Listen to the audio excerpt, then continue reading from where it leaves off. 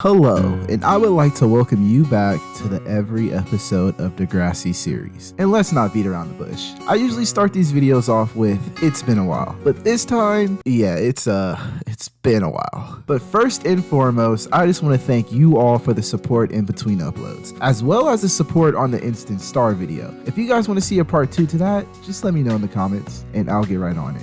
I already have most of it done, so it shouldn't take 3 months to upload. But of course, we're not here to talk about Instant Star or me being an inconsistent YouTuber. We're here to talk about Degrassi Season 8. And of course, since it's been so long, let me give you all a recap of Season 7. So at the beginning of Season 7, we got the introduction of the Lakehurst Degrassi school merge. Peter and Darcy are going strong, but after she tells her family about him, they disapprove, which upsets Darcy. Darcy ends up getting drugged at a party and assaulted. Peter doesn't know what happened, but he suggests something's up. But for some reason, Darcy is in denial, and eventually she caves and tells Mr. Simpson. And Mr. Simpson, trying to be responsible, reports what Darcy told him, but it backfires, causing him to get kicked out of Degrassi for a while. Toby starts a podcast, and the class of 2006 are still hanging around. And speaking of class of 2006, Paige gets her first taste of a real-world job when she starts working at an upscale fashion house, which doesn't really mesh well with Alex's vibe. They eventually get into an argument, thus ending a legendary Degrassi relationship.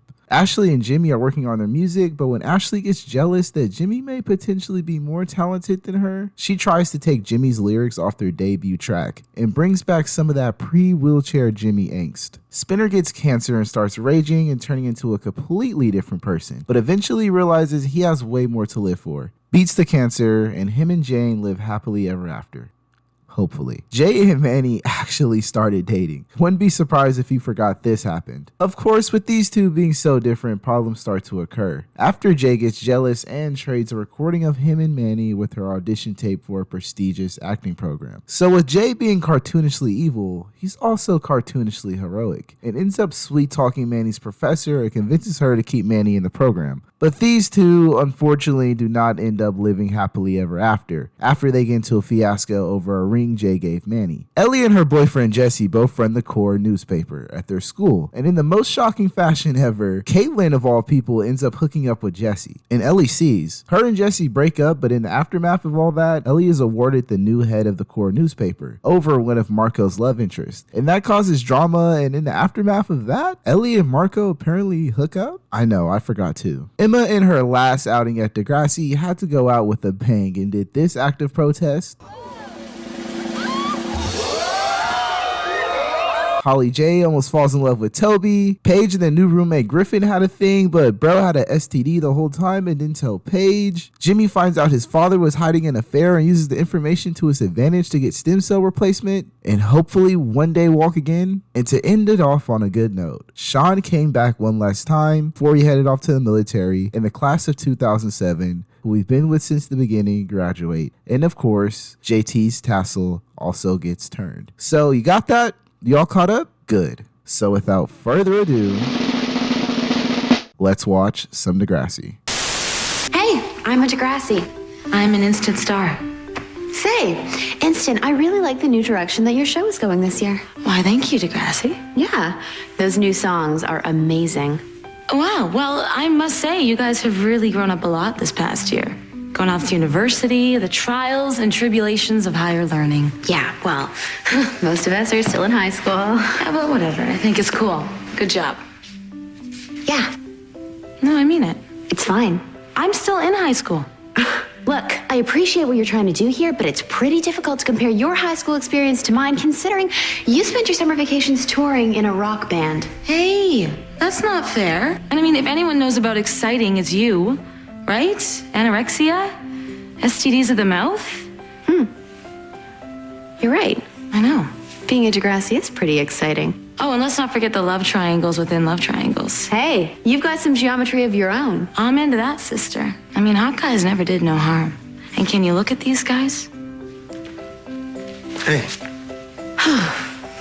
What would we do without our beautiful boys? You know what, Instant? You really do put things into perspective. What would we do without...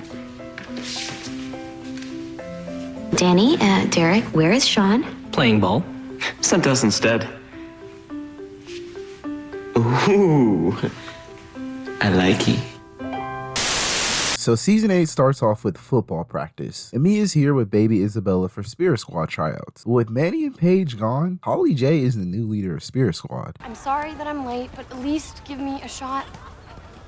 Okay, we've done this dance before. You make the team and then you abandon us as soon as the kid needs a cookie. No, this year's gonna be different. Really? Because from where I'm standing, it looks exactly the same. Finally, we are back to the classic intro style, but this time it's a little different. Manny, Liberty, and Emma have graduated, but are still sticking around, as well as some new faces, and some familiar ones, but mostly new faces, ushering a new generation of Degrassi students. So like I said, all our favorites are grown up now. And our first character we catch up with is the woman who started it all, Emma, and Snake and Spike are sending her off to college. I could almost shed a tear. But not just Emma, Manny and Liberty as well, since they are all going to the same school. But our reunion and fun gets cut short when, Emma and Manny aren't roommating together. Wait, I'm supposed to be with Manny. There must have been a mistake. Oh well. Manuela and Liberty, come meet your floor mates. Well, we'll still be under the same roof.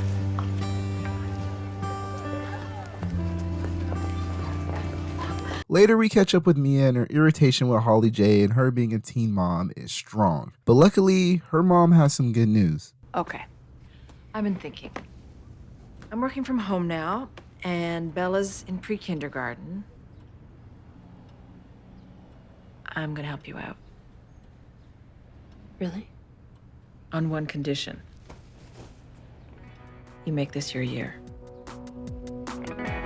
Done. We are finally back at Degrassi, and I'm happy to see Spinner and Jane are going strong. And we get introduced to our new Niners, as we like to say at Degrassi. Darcy's little sister, who we met last season, Claire, Sav's little sister, Allie, and Mr. Simpson's godson, Connor. And all three of these kids are in the gifted program for students with exceptional marks. Mia meets new girl Leia, and her and Mia seem to hit it off pretty quickly. Meanwhile, at university, Manny is getting used to her new life and new roommate. But Emma has something to say about that. I just talked to housing, and they fixed the mistake. We're roomies again.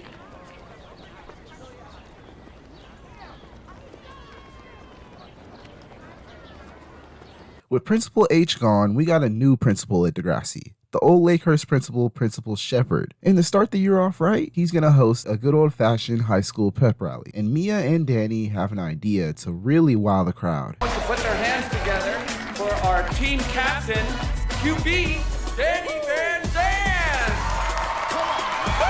With Mia Jones.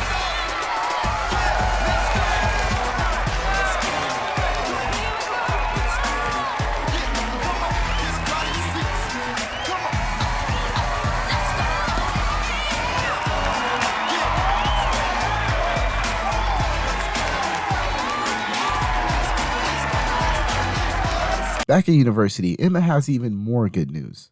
We are your new roommates. What is she talking about? We're rooming here now. Emma arranged it all, the three of us and some girl named Kelly. But my roommate and I had plans. Me too. Well, we had plans, Manny, remember? Well, it is a chance to meet new people. And God forbid I hold Manuela back from her amazing new friends. You girls the welcoming committee? I'm Kelly. We were expecting someone a little bit more estrogen-y. I'll go sort it out with housing. You'll be back to your old rooms and your new lives in no time. Housing said this was the last room available. Yeah, this is gonna be awkward. Apparently, during Danny's and Mia's crowd pleaser, there was a modeling agent in the crowd who has taken a liking to Mia and gives her a card to much dismay from Holly J. Mia takes up the agent on that offer, and the agent thinks she's a natural. Now that Mia has free time and she's got the gig to be a model, she starts thinking she's the shit, and all her friends think so as well. Even Holly J? You look amazing. We've got to post a photo of your new look on the anti-grapevine. I love your hair. Thanks, the guy who did it did Beyonce's. Whatever chance you had with her? So what's next? Did they mention Paris yet? New York? Well, my agent said that if I do go overseas, it'll be Milan first. But here in town, I've got a couple go-sees. Go-sees? Wow, you're a real model. You should sit with us in class. We want to hear everything. Later, Danny takes Mia out for hot dogs at the park. But Mia's having some doubts about this whole thing, but I think our little Danny isn't so little anymore. Another go-see. Tom Blake is looking for the new face of T-Bombs. All-star quarterback Tom Blake? Yeah. The best QB in the league. And his T-bomb kicks are sweet. You can do it. Just go and be your hot self. And whether you get it or not, I'll still be your biggest fan. Thank you.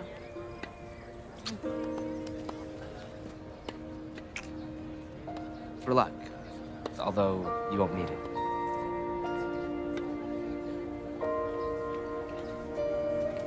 So Mia's new modeling gig isn't going so well. And when she screws up kicking the football, her agent lets her know she could be replaced if she doesn't start acing these auditions. So Mia rips the football player's contact info to see if talking to him will further her chances. Back at Degrassi, the Danny and Mia train is sailing smoothly, but Holly J just can't help herself but hate on Mia's recent success. I have a philosophical question. If a baby mama gets a modeling agent but never gets any work, is she still a model or just a poser?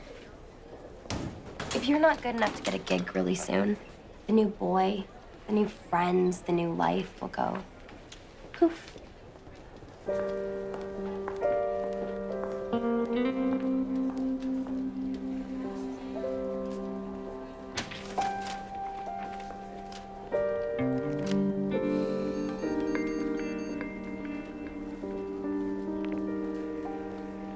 Emma has finally ditched all her roommate worrying and has decided to have some fun with her new roommate Kelly, and she's actually making friends. Good for her. So Mia is desperate to keep this modeling gig and book this job, which leads her to Tom Blake's apartment. Gonna get you anything? You wanna drink? No, I'm okay. Actually, you know what? Maybe a water? I'm fine. Never mind.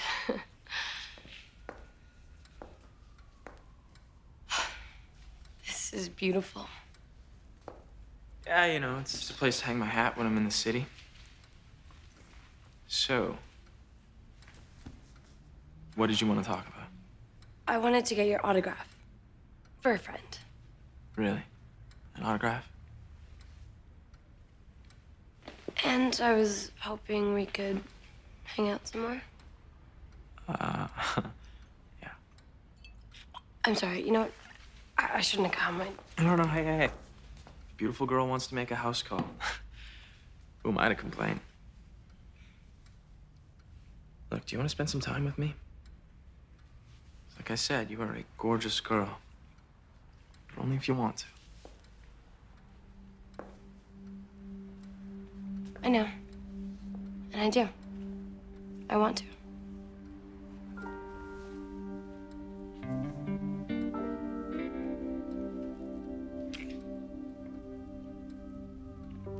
Is that okay? Yeah. Definitely. Where are you going? It's only 11. Yeah, I've got so much to do tomorrow, so I'm gonna go now. Well, hey, don't forget your autograph. And one for your friend. Right. Thanks.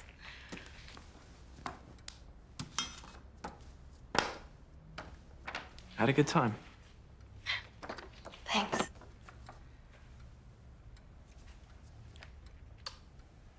So I'll see you at the T-Bomb shoot?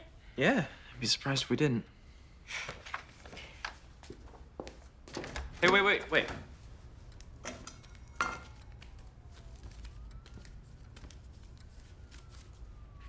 What's this for? It's for a taxi. Can't have you walking home at this hour. Someone could take advantage of you. Thanks. See you around. Count on it.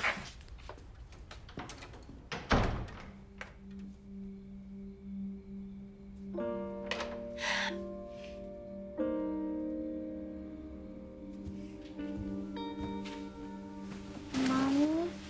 Shh. Go back to sleep. Mommy's going to sleep too.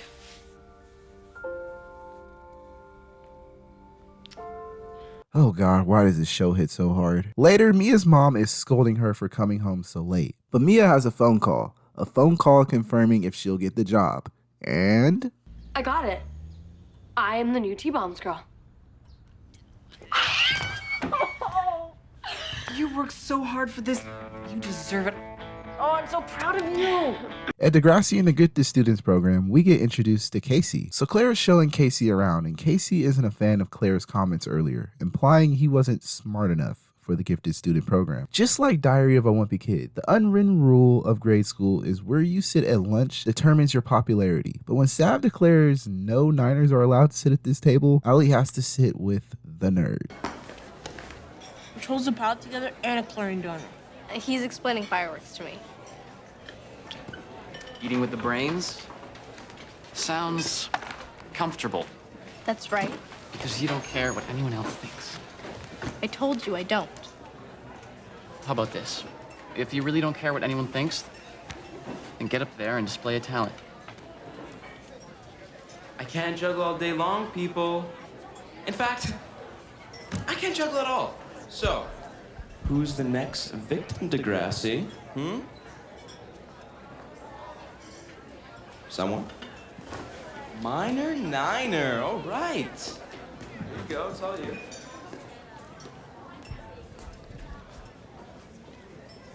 I'd like to perform a hymn.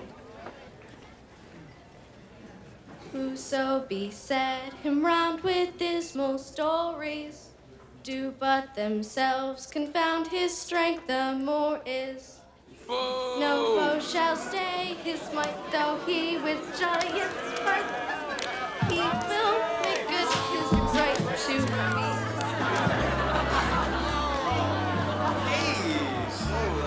Well, that backfired. So since Mia has booked the Tom Blake gig, she has a press conference to go to and gets a ride from the famous Tom Blake himself. I don't understand why grown men think it's cool to pick up girls from high schools. Like, bro, what are you doing? But we don't have time to discuss weirdos because it's time for Mia to model. And she gets thunderous applause as she walks out. And Tom Blake introduces himself to Mia's mom and who's this little beauty? That one really is my sister. Well, hey, Mom, you don't mind if I steal Cinderella here for a little schmoozing, do you, Mom? Oh, it's a school night. Mom. It would be really helpful for me to meet the T-Bombs investors. And I won't let her out of my sight. And Leia's gonna be there. Okay, but not too late.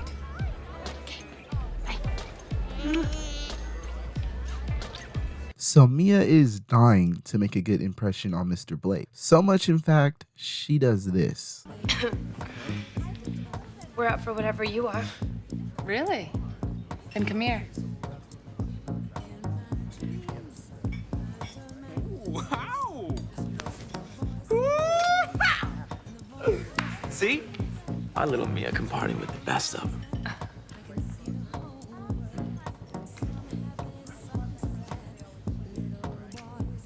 What do you say a few of us take this to the other room? Jerry? Bianca? Yeah? Jones? You can bring your friend. If she's up for it.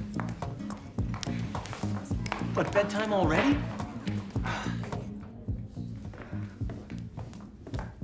Where are you going? This isn't my scene, okay? Okay, if you don't stay, I'll look bad. You don't really need me for that. Leia, I thought you were my friend. Which is why I'm telling you, it's time to leave. How far are you gonna go to impress? It's an adult party. Stuff happens, okay? And for me, it's just part of the job. I have to stay in with this crowd. You little girls coming back or what?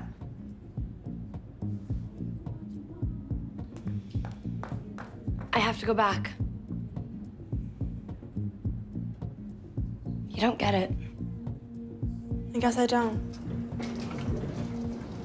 Back at Degrassi, Mia's late nights start catching up with her. And once Mia actually gets to class, the girls want to know all the details. But Leia has something to say about Mia's late nights. I'm not a partier like you. It was work, not play. Oh, you're like a bad cliche. Sleeping your way to the top. Shut up. You did. You slept with Tom to get the job. Tomorrow, we'll introduce chlorine to acetylene with explosive results. Judge all you want. Of course, it will be lonely with nobody to listen. Claire, in an attempt to avoid further embarrassment, eats in the computer lab with Connor, and Principal Shepard notices. So Danny wants to know, why is Mia giving him the cold shoulder? So he asks Leia, but Leia actually knows what's really going on. She slept with Tom Blake to get the job. So do you have a chance? Maybe. Do you want it? That's up to you. In the gifted students class, Principal Shepard has announced no more eating in the computer lab, and he makes that very clear to Claire and Connor. Mia is having trouble staying awake for her new gig, and her agent is not happy. But I thought that the social stuff helped get work. Says who? It was clear from the moment you left the studio you were first choice. It was unanimous. It was, but you knew that day. But Tom, Well, you are not getting infatuated with Tom, are you? His wife would not approve. Wife? He's married? 2 years. Now smarten up. The only scene that counts with me is the one we're shooting right now. And before the episode is over, Claire is back eating in the cafeteria, and Mia's modeling shots have hit the internet, and Mia wants to talk to Danny. Do you want to come sit with us? Depends. What's in it for you? Or do you only hang with guys who can get you ahead? That's not true, Danny. Don't worry. Leia and I won't tell your new friends. Mia, we took a vote. You have to be on the Power Squad. And I was thinking, Power Squad movie night tonight? Episode 3 starts off with football practice, and the guys are running some drills with their new receiver, Jane. And Jane is actually not that bad at football, even beating Danny in one of the drills. So Jane trying out for the football team is causing some controversy within the team, and Darcy needs to tell Peter about an upcoming trip. But with Peter so stoked on his new place, all that's on his mind is a party he's throwing, and Darcy doesn't want to upset him. And Jane gives Principal Shepard a plea to let her join the football team. You saw me. I'm fast. I can catch. What about a girls' sport? You took away their funding and gave it to football, remember? Well, football can be dangerous. I played rugby at Lakehurst. It's basically the same, except without any padding. I can do this. And you're not doing this just to meet boys? No. Well, the board says I can't exclude you from playing, so grab equipment from one of the guys and show up to practice. I will not let you down, Coach. Oh, and one more thing. If you're on the boys' team, that makes you one of the boys. No special treatment, understood? Yeah. While Jane is setting up for practice, everyone's favorite mean girl Holly J can't help herself and has to give Jane some sly remarks. But unfortunately, the jokes don't stop there. See? She's too small for football. It's very funny. Where are my pads? I think I got one. For those heavy flow days. There's gonna be some blood loss out there. Fortunately, this is all the padding I'll need against you wimps.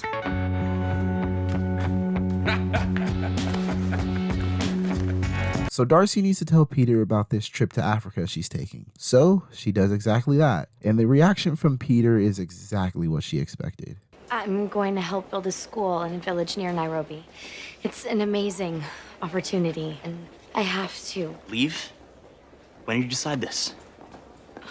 A while ago, but I didn't want to hurt you. So, telling me at the last minute hurts less? Peter, it's one semester. I'm going to help children. Can't someone else help them? Look, I know it's going to be hard, but we can write and call. What, for 4 months? When my mom left, I stayed for you. I'm all alone here. Peter, you know I love you. You know what? Go. See you when you get back. It is now football game time, and Jane's first time getting her cleats on the good old gridiron. But the crowd, nor the cheerleaders for that matter, seem to be happy she's there. But as the game goes on, it's a classic game of high school football. But of course, with this being a TV show, the game is tied, and Danny, our quarterback, has an open receiver, Jane. He looks to his left, then his right, and shoots the ball across the field towards Jane. She catches it, but fumbles it right after getting tackled, causing the other team to win and our Degrassi Panthers to lose. At Peter's little kickback, he is bummed out over Darcy leaving. But after speaking with Mia and them both relating to taking L's recently, they go for a walk. Back at Degrassi, Jane isn't holding up too well after losing the football game. And two of her quote-unquote teammates made t-shirts just for the occasion. Good, huh? Oh, girly sized, just for you. Look, I caught the ball, okay? You missed the block. I would have scored. Whoa, whoa, excuses. Something girls are good at. You too, Danny? What? It's just a funny shirt. No, it's not, okay? Take them off. Take them off, now! Whoa, whoa. I don't think I got anything on underneath. I think she wants a show. Okay, okay. I don't know what's worse, this shirt or Derek shirtless. You guys finally get a good player, and this is how you treat her? Not for much longer. Later, Peter gives Sav the details of him and Mia's walk, and apparently, it was more than just a walk. I should also leave quickly. Hey, thanks for the walking tour of the hood last night. I needed it. Yeah, about that. I was thinking. You don't want to give me another tour. I thought we connected. It's just. I'm not ready for anything. So I was just a rebound. No. It's complicated. It's too bad. Because as messed up as we both are, I thought that there might be something here. So Jane still wants to play on the football team, despite the harassment she's getting from her teammates. But Principal Shep isn't bothered by the t-shirts, like, at all. Man, I'm so spent. If only little Miss Linebacker could take a joke. Or a hit. Oh, staying strong? Not too bad you couldn't on game day. Can't even take a hit from a girl. You're pathetic. Oh, wanna be a tough guy? That's what happens when a tough guy sucker punches thinks she's got the point, man. Calm down.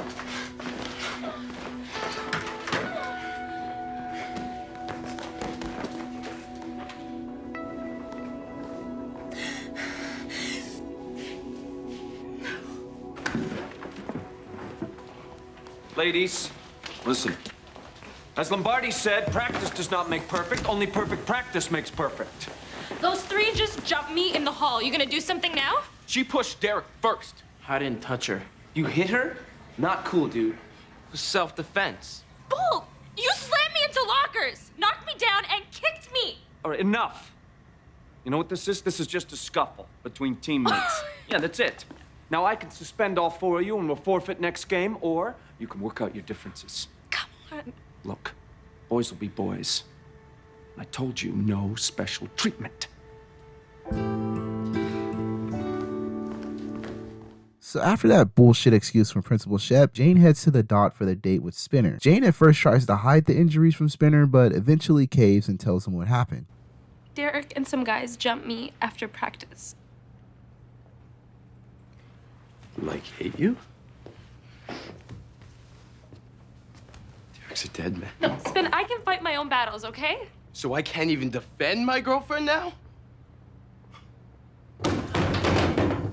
What about Danny? Sav, the coach, no one did anything? No, they weren't there. They weren't there, okay? Danny felt bad, but he has no idea to help. And that ass of a principal sided with Derek. But you have to tell somebody. I can't snitch. That's what they expect me to do. But if your team's against you, you could get really hurt. I just want to play football. Is playing football really worth all this?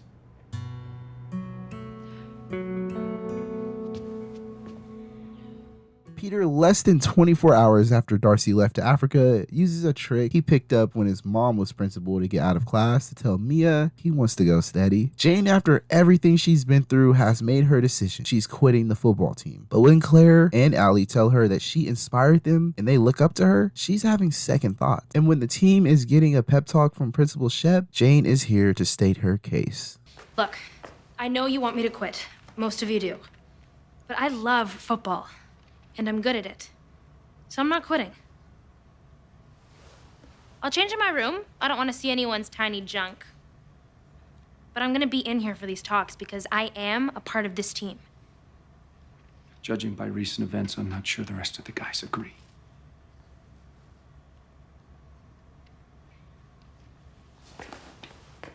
She's on my team. Mine too. She is a good player.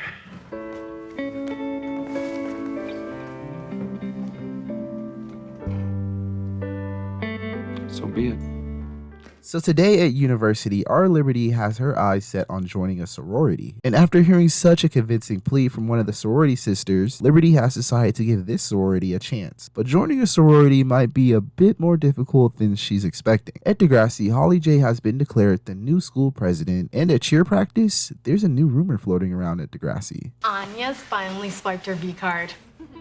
Says who? Everyone. And it explains why she isn't at practice. She and Sav are probably doing it right now.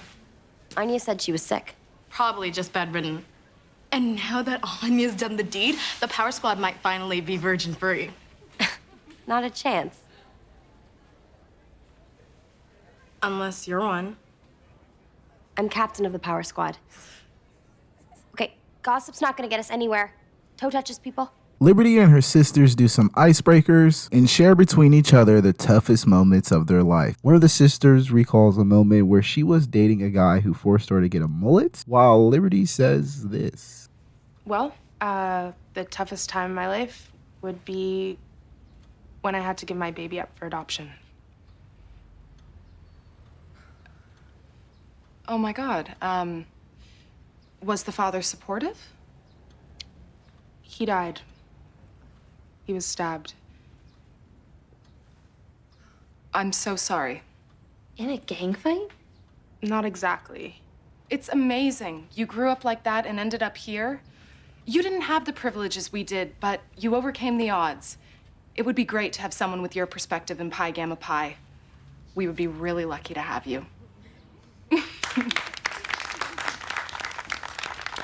Meanwhile at Degrassi, Holly J is plotting on potential candidates to lose her V card to. But after she drops her binder and Mia sees the list, she wants to give her some advice. Get up. Why? So you can hang a scarlet V on my chest? Being a virgin is nothing to be ashamed of. Well, try being the only one on the Power Squad. Losing your virginity isn't like getting your wisdom teeth taken out. It comes with complications. Well, unlike you, I've heard of a condom, which won't protect you from getting hurt. Trust me. Thanks for the advice, Juno.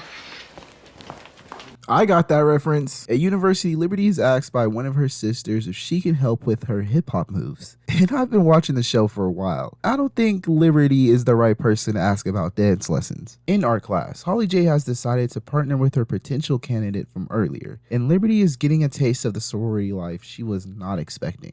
Never thought the leaders of tomorrow partied this hard. Worked on Bay Street last summer. The interns who partied until 3 a.m. with the partners were the ones that got the jobs. Liberty, you in? We're doing body shots. I'm gonna sit this one out. Liberty? Some of the sisters worry you won't fit in. I know they're wrong, but you have to prove you excel at all aspects of sorority life, including this one. So this aspect of sorority life has Liberty playing a version of Freaky Twister, which leads her to a bedroom with the person she was playing with. Yeah, I must have been a loser in college because I've never done no shit like this. Wow, this is a really nice comforter. Must be like 300-400 thread count. And the color, it's, I'm not gonna hook up with someone I just met. Yeah, I have a girlfriend back home. So, should we just go back downstairs? But she knows how important the frat is. And she understands that sometimes I do things. Like, make out with other girls. Or pretend to. Later at Degrassi, Holly J's art lesson with Blue turns explicit real quick. You don't waste any time. I've got a condom. I'm not going to have sex with you.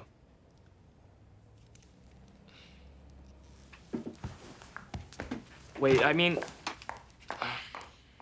At university, Liberty gives the roommates details about last night. Tell me that guy didn't just hand you your panties in Humanities 101. We didn't hook up. We just pretended to. Mating ritual I'm not entirely familiar with.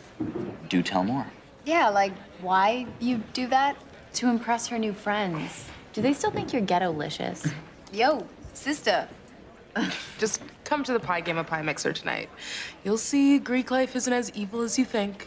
Okay. But I'm not giving my panties to anyone.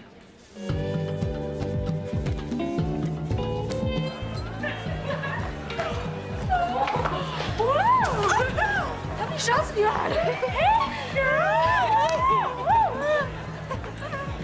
Hey.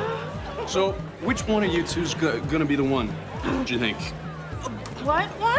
Who knows? He's drunk as a skunk. We are so close to getting chosen. Life is gonna get better from here. We should do something to celebrate. We could go streaking. I want to go streaking through campus. And at cheerleading practice, the truth is out. Cover, but we all know what you were doing when you missed school. Dayquil and Days of Our Lives? Sav. But you mean you guys didn't have sex? We're waiting. I haven't even met his parents yet.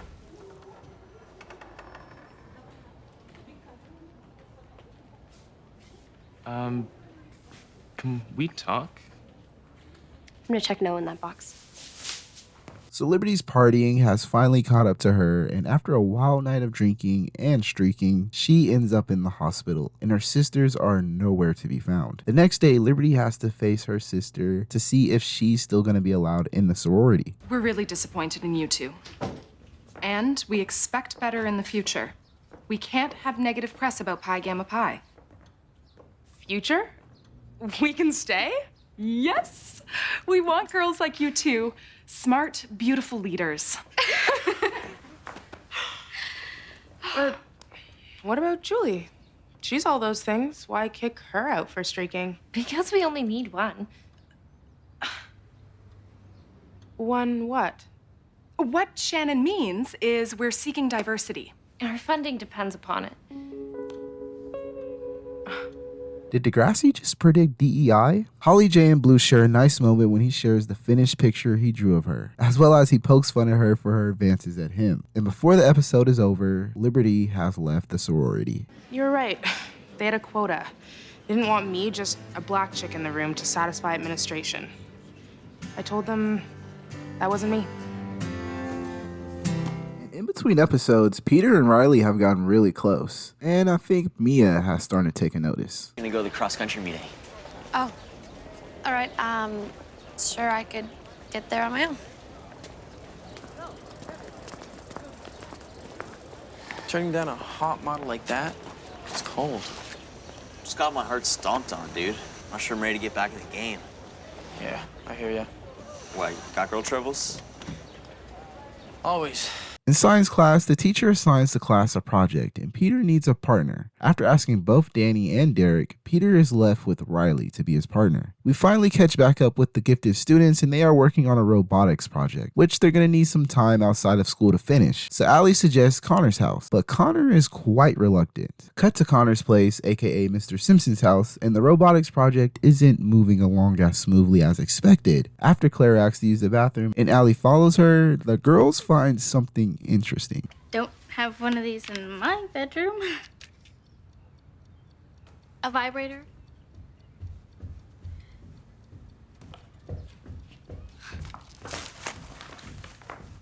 We were looking for the bathroom. I was 14 once. So, did you find any of Mr. Simpson's deep, dark secrets? Come on. Why don't you girls come downstairs and I'll give you something to eat? Peter and Riley seem to be getting along well, but Mia is oddly suspicious of how well the guys are getting along. And later, Mia asks Peter to eat lunch together, but Peter has plans with Riley again. The Nintendo Wii has officially hit the Degrassi universe, and after a classic 2008 ass beating, Riley decides to show Peter some real boxing lessons. Closer. They got almost touchy cheek. Whoa! Dude!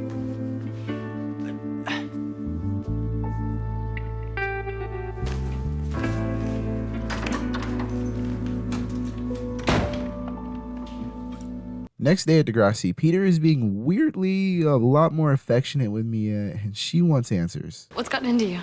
I just realized, kind of ready to be official, if you are. You want to hang out? Like now? Class starts in 10, but we can hang out for lunch. Sounds good. You're sure you're okay? Can a guy kiss his new girlfriend? Okay. And in math class, Claire's backpack is vibrating. Miss Edwards, you know the school's policy about cell phones, right? I don't have a cell phone, sir.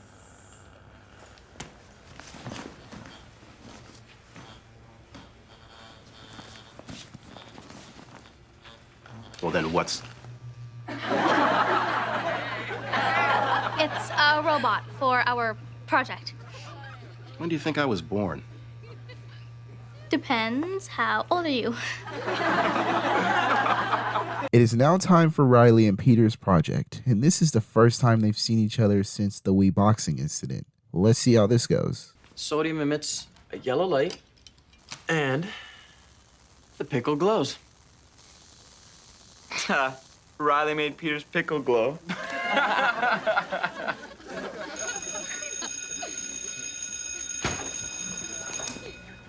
Tomorrow, more Dude. shocking results. Maybe we should talk. I got nothing to say to you. So Claire is in big trouble, but the question on everyone's mind is if it's not Claire's mom's, then who does it belong to? You're not having sex, are you? Of course not. Then why would you be interested in a thing like that? I barely know what it's for, but everyone at school does. I am tired of being the odd one out. Time for you to go back to class. So Mia and Peter finally have that lunch, and Peter tells Mia about the Wii boxing incident. Riley kind of kissed me. Wait, football, Riley? Like, on the lips? Yeah. Have you talked to him since? No, I keep wondering what I did to lead him on. Maybe it's not about you. Maybe it's about Riley. What about him? You liked being his friend, right? That shouldn't change because he's gay. Maybe he needs you to be a friend. I guess. And before the episode is over, Peter and Riley finally discuss the incident. I told you! Nothing happened! Got it? Claire disses Holly J. That masturbation is normal and no one should be embarrassed about it. Really? And if you tried it once in a while, maybe you wouldn't be so mean. And things between Riley and Peter are awkward, cool, weird, I don't know, a bit too early to tell. So episode 6 begins with a field trip, but this isn't just a field trip, it's an overnight one. And with Sav and Anya's anniversary coming up, Sav thinks their relationship might be reaching that stage. But there's one problem. Allie is coming along too, and it seems Allie has taken an interest into one of our favorite Lakehurst bullies, Johnny. I'm Allie. What are you reading? A book. That's a joke, right? That would be correct. At university and lecture, our roommates are assigned a class assignment, and Manny, she wants to partner with the 4th roommate, but unfortunately, He's taken. And then give a non-clinical psychological report, okay? Now, if somebody can hit the lights... So camping is off to a good start. Sav wins Anya back after telling her he wrote a special song for her, and Manny spills the beans to Emma. So, you know how we have that no roommate dating policy? You can't take Kelly. Well, be discreet. It's not a question of discretion. Great.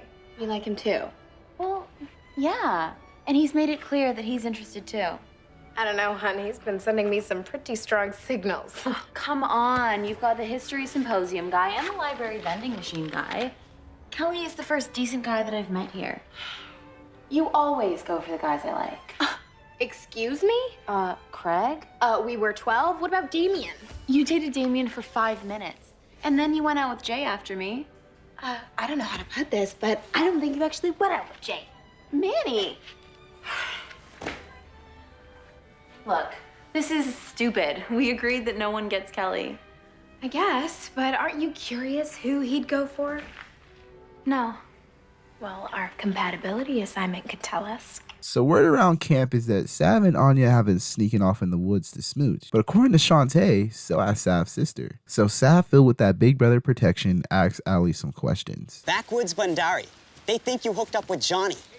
That's awesome. You want them to call you that? It's cooler than Sav's little sister or Niner Geek.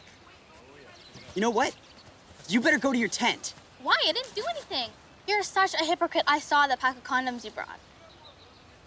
You have no idea what you're talking about. And you're worried about what people might think about me. Go to your tent, now. You're so unfair. Later that night, Anya and Allie are talking. Sav hasn't introduced her to his parents. Fast forward to a little later that night, and it's time for Sav to show Anya the infamous Anya song. Happy anniversary. Happy anniversary to you, too. Can I play you my Anya song? Of course. Oh, but first, I have an anniversary present for you. It's kind of special. Yeah? I want to become a Muslim. For you. You don't like the idea? Of course I do. It's just... I'm surprised. You don't have to do that for me. Well, it's because I love you.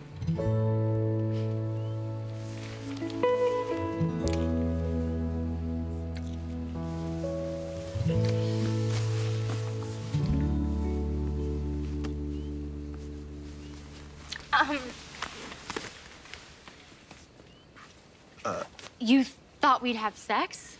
I just thought it was a possibility, maybe, but we don't have to if you don't want to.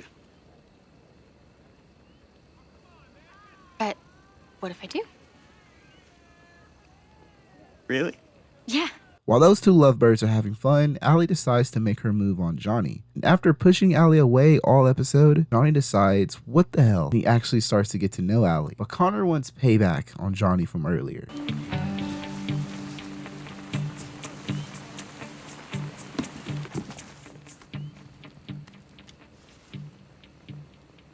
Was that supposed to be your poker face? You know I'm not supposed to tell you I have a killer hand. Maybe I'm just happy to be spending time with you. Snake!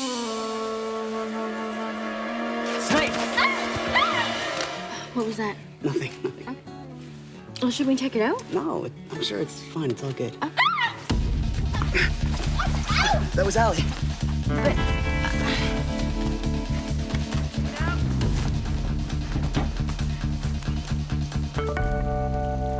It's a garter snake. Totally harmless. Yeah, man, I know.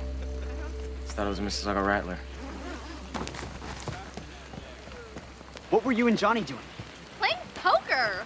You were alone in a tent with a boy? Wait, what is going on? Everyone, go back to your tents. The tents you're supposed to be in, all right? Go back. Now, everyone, go! Kelly and Liberty ace their presentation, but our other roommates Emma and Manny aren't ready, and they get a big fat 0 on their project. The camping trip has come to an end, and after last night's fiasco, boys on the left and girls on the right, and Allie and Sav are arguing with Anya in the background, hearing just how hypocritical Sav sounds. And finally at university, we finally get an answer to who Kelly has a crush on.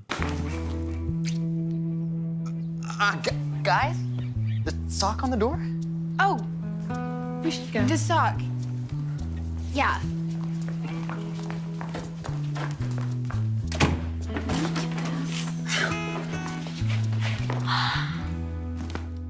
And before the episode is over, Anya has broken up with Sav once again. Manny and Emma confront Kelly, and once again, we will never know the answer to who Kelly would date if they weren't roommates. At cheerleading practice, cheerleading captain Holly J seems to have it all figured out. Blue, who we met earlier this season, invites her to a Pink Floyd concert.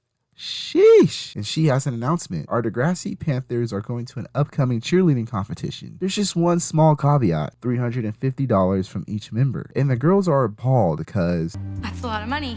Later at Holly J's place, of course, since Holly J is in need of money, her her parents are going through some financial issues. And first on the chopping block is Holly J's credit card. Yikes. Wow, I gotta say, after that Mia episode and just the way she treats Mia in general, I was fully a part of Team Fuck Holly J. But after her mom lets her know she no longer has money for lunch, she's turning in the car later, so she'll have to start taking the bus, and to top it all off, she can't go to the concert with Blue? I kind of feel bad. At Peter's place, Peter and Mia are enjoying the fruits of having your own place. That is until we get a special surprise from Miss Atsalakos. Mia. Hi, how are you? What are you doing here? There was a last-minute seat sale, so I thought I'd come and surprise you. You need to check up on me. Do I get a hug? Huh? I'll get you the bed. How long are you here for? Oh, not long. I was only able to get Gia's caregiver to stay a couple of nights. Do you have clean sheets? Maybe. Oh, looks like I didn't come a minute too soon, huh, Mia? Really don't know how you live in this place.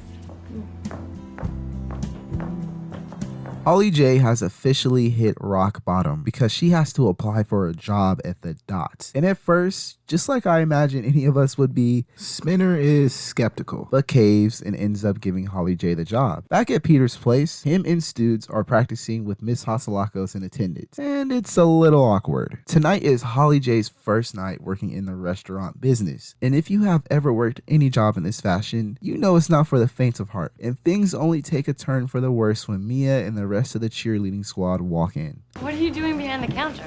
I'm just working on my resume for university. You don't have a job yet, you better get on it. You should have come with us to get bikinis for Florida. Look, Mia made a call, we went straight to the designers. I could go with you tomorrow if you want. My credit card is maxed out. Mia said she could get us into all these cool fashion events. How neat is that? Yo! French fries.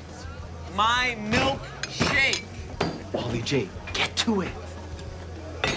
Oil and grease. Oh, ooh. Thanks. Fantastic. This sucks. You gave me some no-fat Power Squad milkshake by mistake. Yeah? Well, it goes just right with your full-fat head.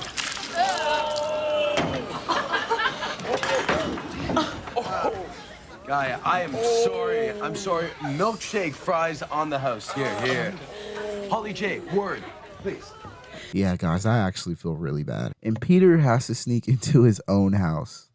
So, what were you doing out so late? I thought I'd give you some space.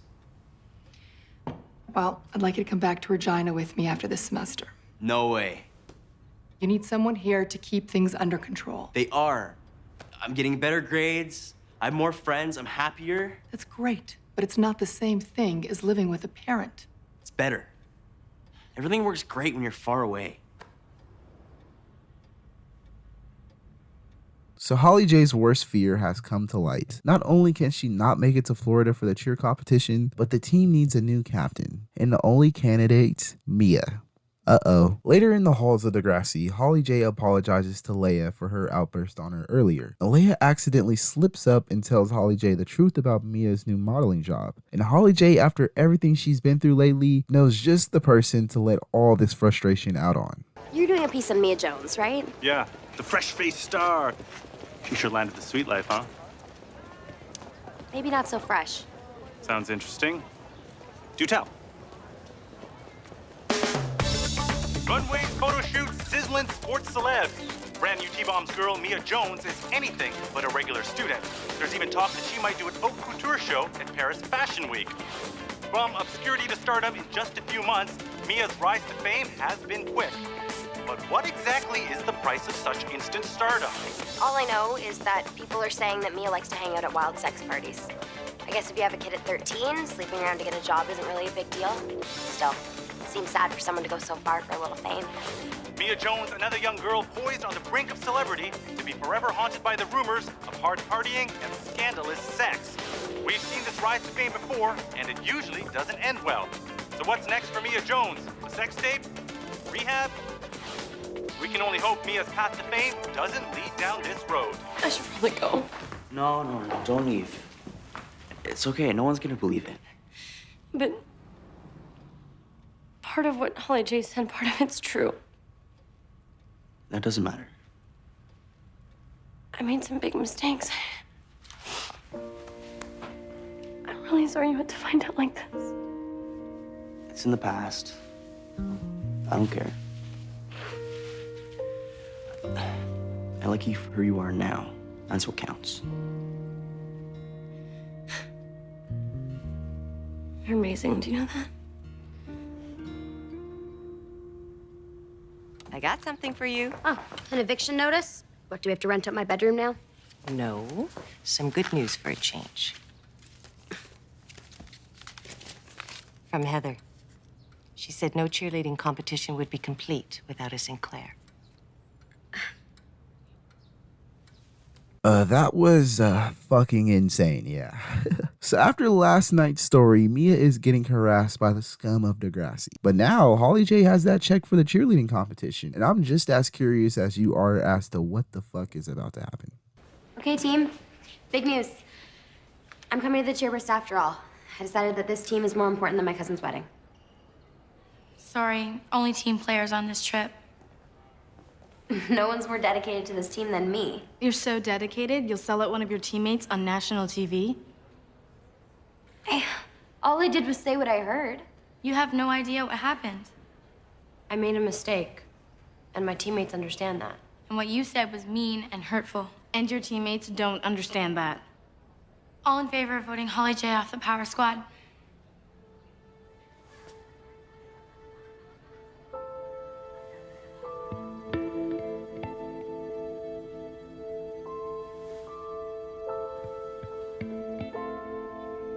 You guys have no idea what's going on with me. You can't do this. We can, and we have. So it's not enough to be the big model. Now you've got to turn everyone against me, too? No, Holly J. Life hands you stuff, and all you get to choose is what you'll do with what you get. So now you're the top model and Dr. Phil. Good luck winning anything in Florida without me. Back at Peter's place, it looks like Thanos has finally grown up. He has his own place, girlfriend, and he's making dinner for his mom. And even Mrs. H is surprised by Peter's new maturity. And before the episode is over, Holly J has learned her lesson in humility and has accepted her fate. She has to be a regular person just like the rest of us and get a job. And after she tells Spinner the truth of her situation, it seems like our little Gavin has matured as well. I got kicked off the Power Squad. Ouch. Why'd you get kicked off? I told a reporter some bad gossip about Mia. Ooh, I don't even know why I did it, really. I do. I stole my best friend's MP3 player once. Why? Because he had all the stuff, and I didn't. See? Life is so unfair. Let me ask you something. You got both parents? Yeah. My dad died on me. Oh. I'm sorry. Thanks. You have ball cancer? Of course not. Well, I did. And if I could get through all that, you can get through this. Right? Damn, that was a really good episode, I'm not gonna lie. So episode 8 is our second two-parter of the season. And it's Valentine's Day season at Degrassi. And while Jane next year plans to go to university, Spinner is currently trying to become a police officer.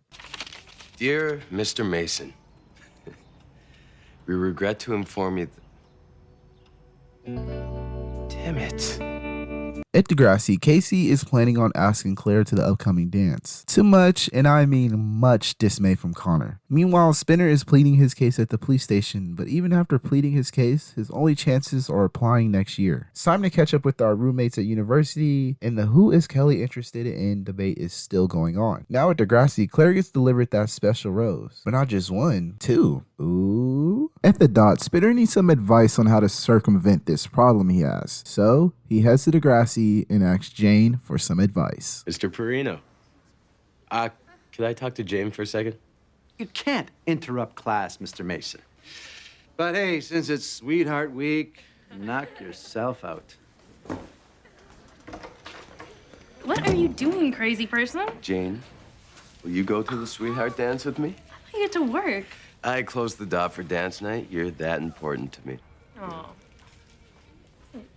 Police school? You got in? Yeah, I want to talk to you about that. I spoke to the recruitment guy I'm and... so proud of you. Yes, it's all very exciting, but... Vaughn, Glad I caught you. Listen, good news. You've been chosen for this week's National Youth Leadership Symposium, you and Van Zant. It's us. You're to give a speech on girls playing football. So don't forget to thank your coach. With me? Right. Congrats. Thanks. I should get back to class, but dinner after your shift to celebrate my little news and your big news? I wouldn't miss it for the world.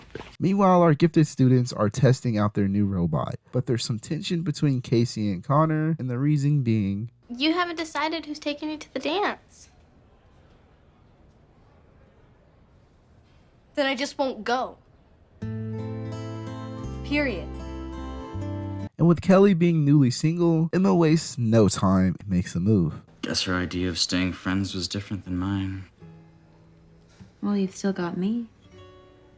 And I'm all studied out. Will you teach me guitar? Anything in particular? How about My Bonnie? It was my favorite song as a kid. Okay. One hand on the neck. Mm-hmm. Mm-hmm. Right. Now strum. Okay. How come it sounds so nice when you play? You've got these delicate little fingers. Put them on top of mine. Now try.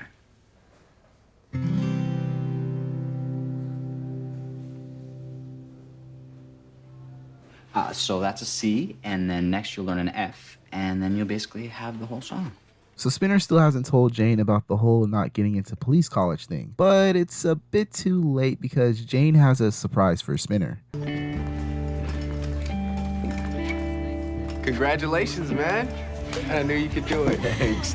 You must be so excited about police college. I can't believe you're gonna be a cop. I know, me neither. So Spinner's party is going great. He catches up with Jimmy and Trina, and Jane is inside stoked about how good everything is going on. That is until Holly J alludes to Spinner not really getting into police college. So Jane grabs Spinner and they talk. What police college? I am. It's just like we planned. And you're sure there's nothing you want to tell me about getting in? Good. Great.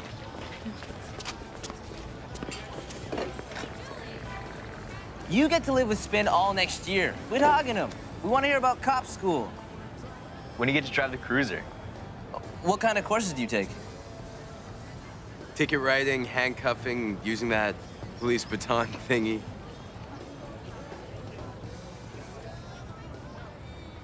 You didn't really get in, did you? Not immediately. Unbelievable. I threw you a party. I got you a cake. How could you be so stupid? Because maybe I am stupid. Too stupid to get into police college. Too stupid for you. No, you're not stupid. Lying to me was. Emma is tired of this back and forth between Kelly and asks him straight up. Is there really nothing between us? We're friends. Roommates. Weekend. But I'm not imagining this, am I? I already lost one friend this week. Gwyneth. Well, you guys weren't really friends to begin with. Right. So there's more to lose between you and me. But maybe more to gain. Why don't we give us a shot? If it doesn't work, we go back to being friends. Well, they do say that friends make the best lovers. But just to be safe, we need to make sure we're compatible first. You need to take me on a proper date. I can do that. So Spinner's life is slowly turning to shit. So he drinks all his problems away with Jay. And these two idiots come up with a solution. You need to tell Jane that you will do anything to keep her. Right now. Guess I got nothing to lose. Nope. Cheers. Some think that these arms would be good for cradling a baby, but they can also cradle a football. No. What are you doing out there? I don't want to wake your mom.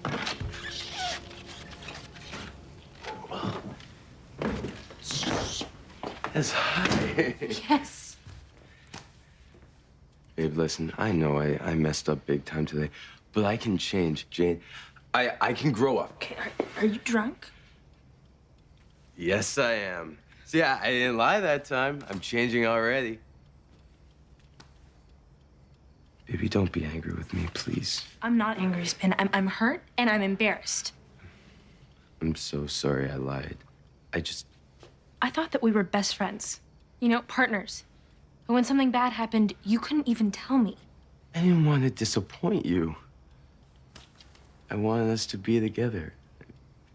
No, you're the one, Jane. You're not the guy that I thought you were. Don't give up on me. I need time to think about it. Jane, it's midnight. What is the... Spinner? What are you doing here? Telling your daughter that I love her. Are you drunk? Yes, I am. So after that shit show, the next day is here and Spinner is hungover. But Jimmy has some news for Spin. Yeah. I need some help with the where and how. You know, the big romantic gesture. Everybody's moving on with their lives. Everyone but me. I went about this all wrong, didn't I? She'll forgive you. Okay? Just make sure that no matter what, you can be there for each other. I know exactly how I'm gonna do that. And before the episode is over, Claire has decided to go to the dance and Spinner needs some help from Holly J? I have a plan to convince Jane to give me a second chance. Does it involve getting drunk and climbing through her window again? No, but it does involve your help. Otherwise, you're out of a job. You did tell Jane that Spin didn't get into police college. So, she's at this leadership symposium thingy all day, and I need to be there for her speech. Speech? You can't just waltz into those things. Which is where you come in. I figured you'd be the expert on all things student leadership. Expert? Fine. I have a spare this morning. Just put on a suit and meet me at the symposium. Hey, okay, you might want to think about what you're going to say to her when you see her. Oh, I have. You're not going to do anything stupid? Nope. So Spinner's big plan to sneak into this symposium has him posing as Barry Cohen. And in the world of television, this trick works every time. Later, holy shit, Toby's back. And our gifted students are here to compete in an amateur robot competition. But there's a more important issue here we need to tackle. Who is Claire taking to this goddamn dance? Casey or Connor? At university, I think Emma and Kelly's date actually ended up going pretty well. So, This is our room. and Manny and Liberty agreed to be elsewhere. Do you always invite guys in on first date?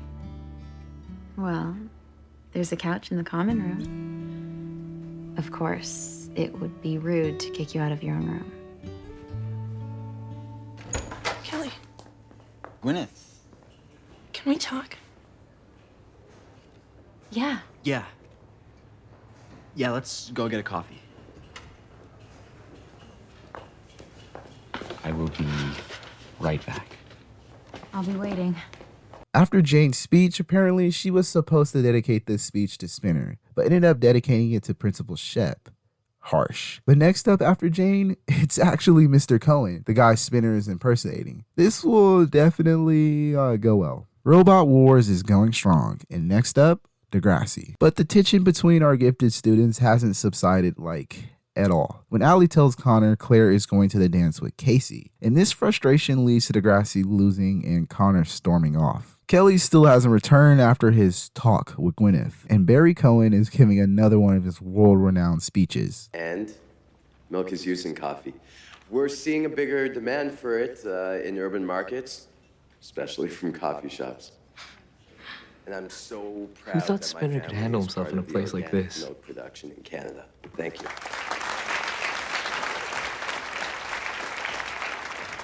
Thank you, Barry, for that compelling tale of life on a farm.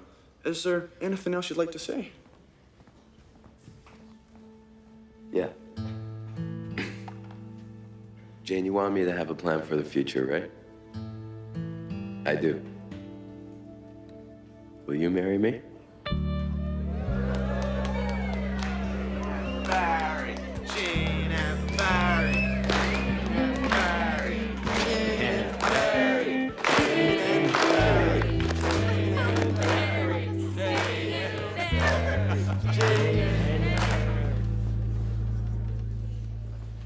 you do that? Tell you I want to spend the rest of my life with you. Gee, I'm sorry. Today was important. It could have opened doors for me. If your stupid boyfriend hadn't screwed it up again, right? I'm talking about how important it is for women to succeed on their own. And then you sweep in and say, let's get hitched. Did you even listen to my speech? Yeah. Then thank me. For what? For ruining my big day?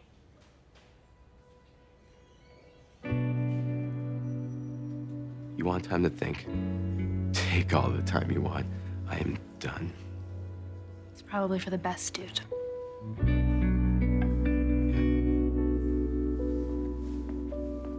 Back at the robot competition, Degrassi has actually made a comeback and wins 3rd place. But Connor had a wild card up his sleeve he was saving for this very moment.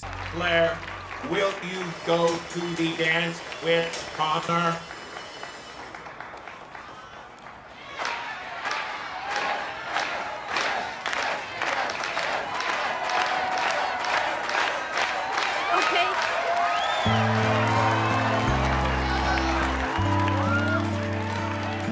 So Johnny has actually made it to the dance. Connor goes with Claire, but this is just too fucking awkward and Claire wants to get some air. And that's when she runs into KC. Having fun with Connor?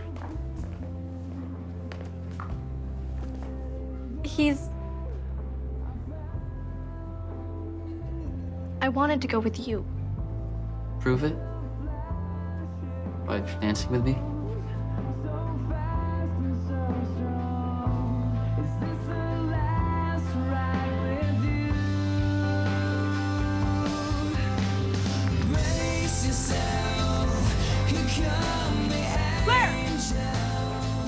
You're my date to the dance. You're supposed to dance with me. Connor!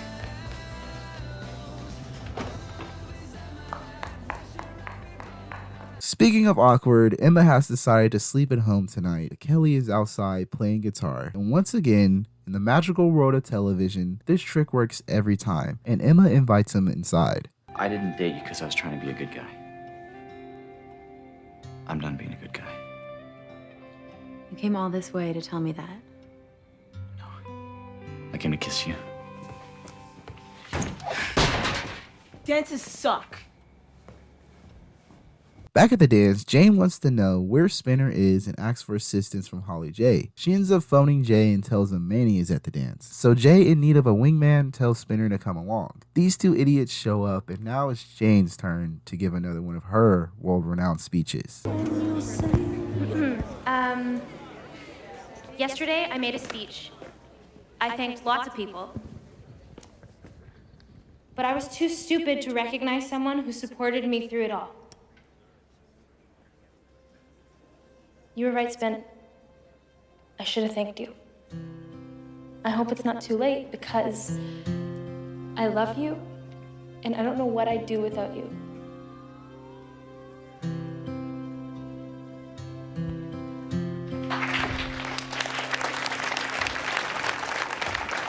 And before the episode is over, Johnny and Allie kiss, Emma and Kelly are going strong, Sav has moved on from Anya, and Claire and Casey are slowly getting along better. And last but not least, Spinner and Jane are back together. Let's hope this doesn't end badly. I know it will, but I'm just gonna act like it's not. So episode 10 starts off with the football team getting a major victory, and R. Riley was the MVP for this game, and everyone's super hyped and excited. Except for Riley? Later in the halls, Derek is trying to score a date with Leia, but Derek still hasn't got the responsible teenager update, so she wants nothing to do with him. But Danny has got the update, and Derek needs a favor. How did you get to be so cool? Was it the vests? Because I can get a vest. No, just stop being an idiot. Oh, great advice. Thanks. Okay, listen, I know we haven't been tight lately, but really, I need a favor. No way. Please hook me up with Leia. She'll never hang out with you. Why? She hangs out with you. And you and I are very different. Come on. You guys are friends. I like her. It's perfect. So once you get to know me, you know. Are you ever gonna give this up? No, never. Jamais. Nunca. Fine. I'll see what I can do. Thanks, Rosie. Damn, what happened with these guys between seasons? We catch up with Riley and he's chatting with a friend, but when Anya catches him, he tries to hide it. But a shooter's gotta shoot, and Riley takes his chance. I was thinking, want to go grab a coffee at the Dot together after school? I made plans with the Hills. But I am getting a little LC'd out, so yeah. I'd like that. So Danny is being a W wingman and sets up a date between Leia and Derek. On one condition, Danny shows up to save Leia. This will definitely not end well. In the weight room, Riley tells the guys about his upcoming date. Of course, they cheer him on, except for Sav. No, I don't. And a general rule among all guys is that you don't hook up with your teammate's ex. Yeah, well, I couldn't help it. She seemed to like me. It's weak, man. Dudes don't do that. Still got something to say? Yeah, that's what I thought. So Riley's date with Anya is going good, if I do say so myself, but Peter and Mia show up and Anya invites him to sit with them. If you remember what happened a few episodes ago, this is pretty fucking awkward. I'm on a date with Anya, and I like her a lot. You sure? Remember? Forget it. It's kind of hard to forget, dude. You tried to kiss me. It was a weird mistake. It's done. You could be confused or... Get over it. Riley isn't the only one on a date, so is Derek and Leia, and they are shooting pool, and this is surprisingly going well. And when Danny shows up to save Leia, he just bails instead. Meanwhile, during Anya and Riley's date, he gets an email from his friend from earlier. So he shows up in this super sketched out outfit and his friend is there, but this dude just starts booking it as soon as he notices him. Back at Degrassi, Riley's insecurities about his sexuality are manifesting when he thinks Peter is telling everyone about what happened between them. And when he's asked to answer a question, dude just blows up. Dunny is more spiritual. Please illustrate. What about at the beginning, when they're tobogganing? Go on. Sleds sort of... Riley, Principal Shepard's office now. Miss, they were... I said now. We don't tolerate violence here. So Danny is low-key heated that Leia and Derek's date went well. And he confesses to Sav he actually is into Leia. And after school, Leia wants answers. I'm crowning you the king of mixed messages. I said yes to the date with Derek because I thought you'd be there. But Derek really likes you. So it's done. The Riley-Anya train seems to be going well. I mean, picnic in the grass? My boy Riley knows what he's doing. But when Riley and Anya kiss? Oh yeah, it's not, yeah. I just remembered. I gotta be somewhere in a half an hour. Some group project.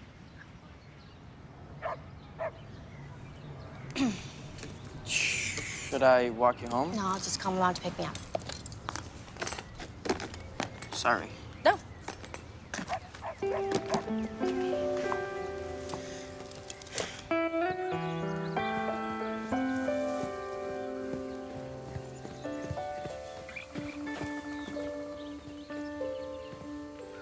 Not running away this time? You look the same. You know, minus the braces. And the baby fat. I don't even know why I'm here. What, you didn't come to apologize for the time you toilet papered my cabin? It's good to see you again. Yeah, you too. I should go. Look, Riley, just wait, okay? I was just as nervous. My first time with a guy. But if you just relax, I promise everything's gonna be fine, okay? So after that awkward date, Riley meets up with Anya to discuss what happened. Anya immediately points out that it was weird, but the reason why shocks Riley. I don't think I'm over Sav yet. He's the only guy I've ever kissed. Yeah, I gotcha. No, but I still want to be friends. I'm not just saying that I mean it. No, I could be okay with that. Really? That's amazing because most guys would be too tough to stay friends. No, you're really cool hanging out with. Right. Oh, and I'll be cheering for you at the game later. Go Panthers, go! Derek is a certified W Vance because he notices Danny is into Leia, and like the brother he is, tells Danny he's gonna back off. And Sav, Yeah, Sav's ready to crash out. Well, if it's Anya texting you, then it is my business. I'm pretty sure she dumped you, man. Show me what she wrote. Get out of my face, man! We were together 6 months. It means more than some stupid gay picnic.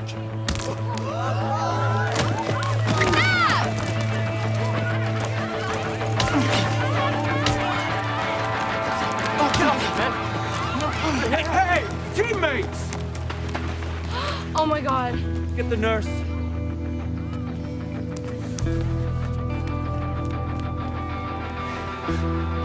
Chill. And before the episode is over, Danny and Leia talk. And ooh, these two just kiss. Today at Degrassi, our new principal Shepard is being honored with an award, and he needs 2 students to film a video for the award ceremony. And Principal Shep trips over Connor's new desk side lamp.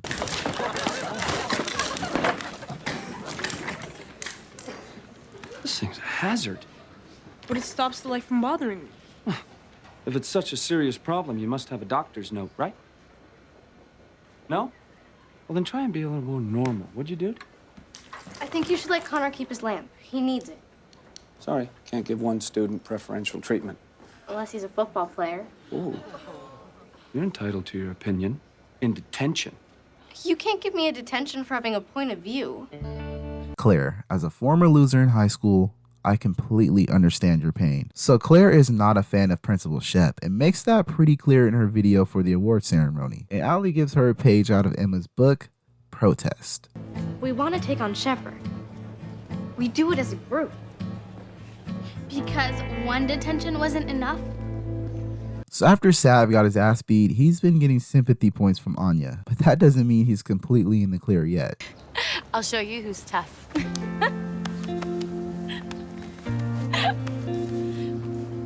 What are you doing? Well, you cared so much when I got hurt, I thought. That I still love you? I do. It doesn't mean I want to get back together. Is this about the camping trip? Because I know I was a jerk. Who was trying to do what his family wanted, which you always do. The only problem, your family doesn't want me. We don't know that. Because you don't have the guts to tell them about me. And I'm pretty sure you never will. So Claire's idea of a protest has all the gifted students use a lamp to show Principal Shep's hypocrisy. But Shep isn't going down without a fight and gives everyone a detention. Fast forward to set detention and Allie is over all this Connor drama. Stop it, Connor.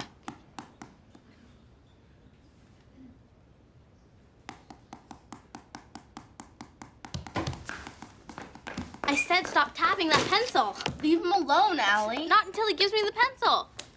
Get away from me! You freak! Give me back my pencil!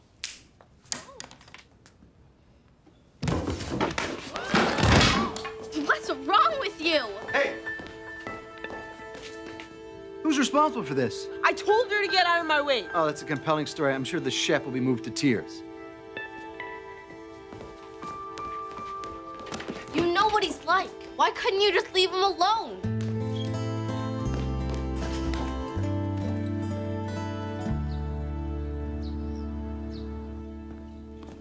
Allie's okay. Not that you would care. What's that supposed to mean?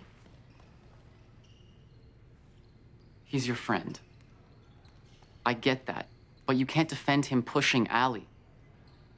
Have you ever had your face pushed into a puddle of mud while people stood around and laughed? Then you wouldn't understand. I am not apologizing to Allie! I told her to get out of my way! Connor's a good kid, okay? If we could just wait for the test results. I'd still expel him. I mean, the kid's a loose cannon, and this is not his first incident. I'm sorry. My decision's final. It is finally time for Sav to face the music and tell his father about Anya. And he wants to meet her, and Sav was totally psyched out for no reason. W Dad. Claire really wants to help Connor, but she's starting to recognize some patterns in Connor's behavior. But when she points this out to Connor, it makes him angrier and kicks her out, throwing things in her direction. Next day at Degrassi, we find out the truth to Connor's meltdown. Since you're his friend, Connor wanted me to tell you. He's been diagnosed with Asperger's syndrome. Asperger's syndrome? It means his brain is wired differently. Social rules that we all know he has to learn. But there's some sort of cure, right? Like medication or something? No. But with counseling, he can live a normal life. He's really scared. He could use a friend right now. Sav gives the big news to Anya and she is excited. Claire meets up with Connor and I'm happy these two are still friends even after what happened. Cut to the dinner with Sav and Anya and... We are happy Sav has a friend as lovely as you. But you need to know Sav's future will be with someone more like him. Ma, None of this should come as a surprise to you, Sav-Touch. you let Anya come for dinner. It's important Anya hear the truth. Neither of you should be in a relationship that has no future. I can become Muslim. I've been reading the Quran and everything. It's not just about religion. When you leave your home, it's easy to lose your roots. It's up to our children to maintain them with Indian spouses. I thought you said you were 17 once. Sorry, Sav. But your mother and I are united on this front. So Principal Shepard is on the final stage of recording his video for Principal of the Year award, but not if Claire has something to say about it. You need to let Connor come back to Degrassi. The only thing I need to do is finish this video, okay? Kids with Asperger's can do well at regular schools. If you kick him out, he'll... Degrassi's better off with one less of you weirdos. One less of us weirdos? Should we just kick out everyone who's not a jock? Don't tease me. You're a terrible principal. And you're a little bitch.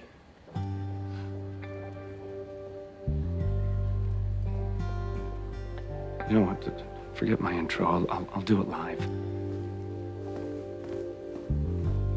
Are you trying to get expelled? If that man runs the school, I don't care. What do you say we show the school the real Principal of the Year? It is now time for the Principal of the Year ceremony. Things are still rocky between Anya and Sav, but we got a video to watch. A video on the real Principal Shep. Asperger's can do well at regular schools. If you kick Degrassi will be better off with one less of you weirdos. one less of us Turn that off, weirdos, please. I said should turn we it just off. kick out everyone who's not a jock? Don't tease me. You're a terrible principal. And you're a little bitch.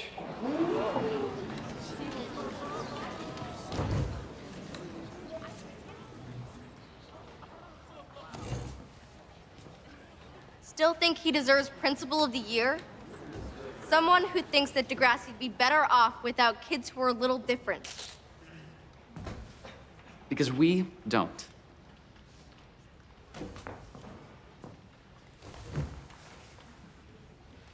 You know why.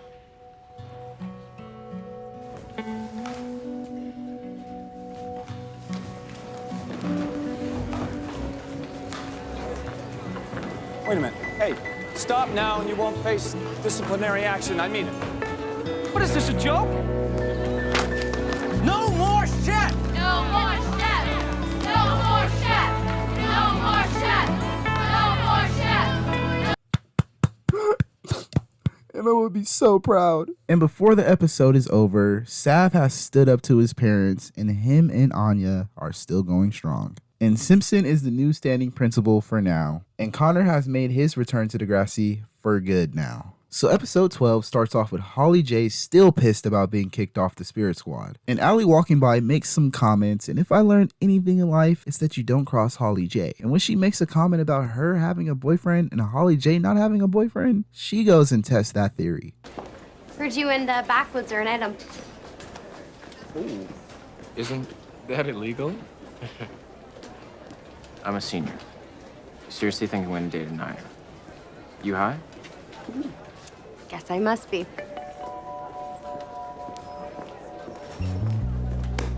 Grade 9, eh, buddy? Sorry, hon. Now you can find true love, too. I'm gonna kill her.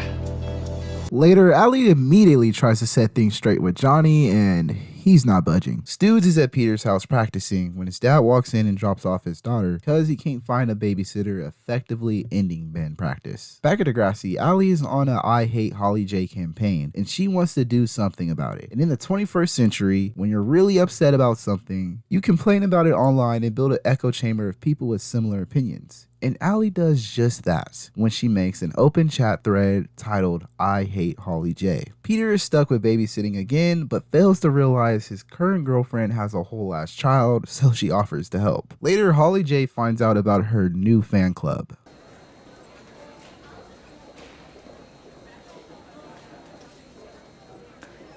Like they say, small things amuse small minds.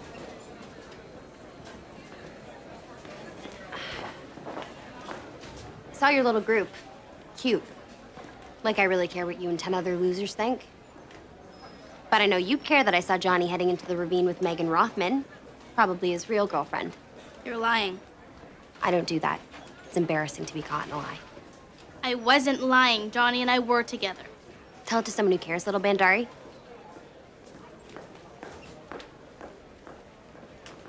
See? You hurt her feelings. If it's getting to her, that's great. I need to take it to the next level. So Allie has fully embraced the I Hate Holly J group chat and even has some really spicy comments like, "Woo! You cannot post no shit like that today." Peter and Mia are on babysitting duty, and Peter is over it already. What's wrong with that thing? She's not a thing, she's a baby, and babies cry. Yeah, well, this baby is not my responsibility. I'm gonna call my dad right now, tell him to pick her up. So you can put her in a corner and let her play with the stapler? Not my kid, not my problem. So you're saying you could never take care of somebody else's child? I didn't mean Bella. Not this time. Yeah, I think I'll go. And it's probably your diaper that needs changing. I'm sure you can figure it out. So with the popularity of Allie's online group, she now has a taste of the oh-so-powerful drug we know today as clout. And everyone has joined in on the I Hate Holly J campaign. You know, I hate Holly J. You could say that again. I hate Holly J too. I hate Holly J. I hate Holly J. I hate Holly J. I hate Holly J. I hate Holly J. I hate Holly J. I hate Holly. Honestly, this is pretty deserved, like let's be honest. But we know this level of ridicule can really harm a person's mental health. So Peter is once again stuck with babysitting his little sister. But instead of immediately scoffing at this situation, he suggests to his dad he take care of her. Aww. The I Hate Holly J group is going strong, but the comments are getting really spicy. And acting principal Mr. Simpson needs to have a word with Allie about her online activity. I didn't do anything wrong. Mrs. Sinclair says Holly J is refusing to come out of her room because of your attack. I didn't write all this. No, but you did start the group, and you did threaten Holly J's life. That was a joke, obviously. When 411 people get on the bandwagon, it's very serious. This is unconscionable. I am ashamed. I'm suspending Allie. That's not fair. And when she comes back, she'll make a speech to the school about why what she did was wrong. That's more than fair. So even if you hate Holly J, don't use face range to express yourself because she'll rat you out. Oh, yeah. Well, I mean, that sounds like you learned your lesson. Don't you start it on me too. The last thing I need is another lecture. Don't worry, I wasn't going to. Everyone's totally overreacting. Yeah, no, I've never seen Dad so upset. They've grounded me for 2 whole months and taken away my computer. Like the suspension wasn't bad enough. That sucks. Whatever. I'm just gonna treat it like a little vacay from school. At least now everyone at Degrassi knows who I am. It was totally worth it.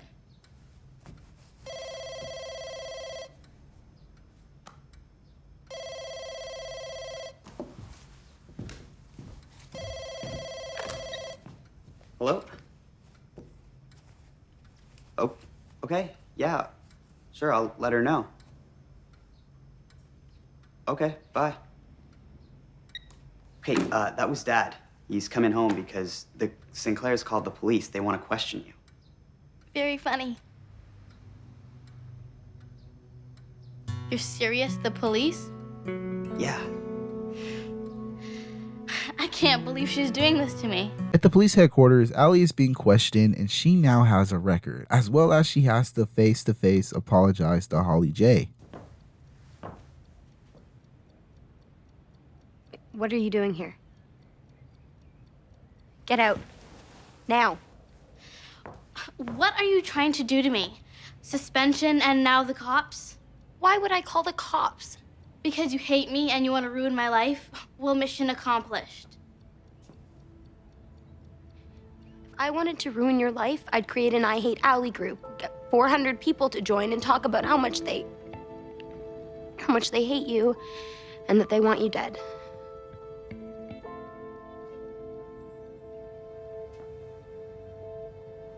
You just made me so mad and everyone said there was nothing I could do. I just wanted you to stop. You got your wish. Because I'm not coming back to Degrassi. Ever.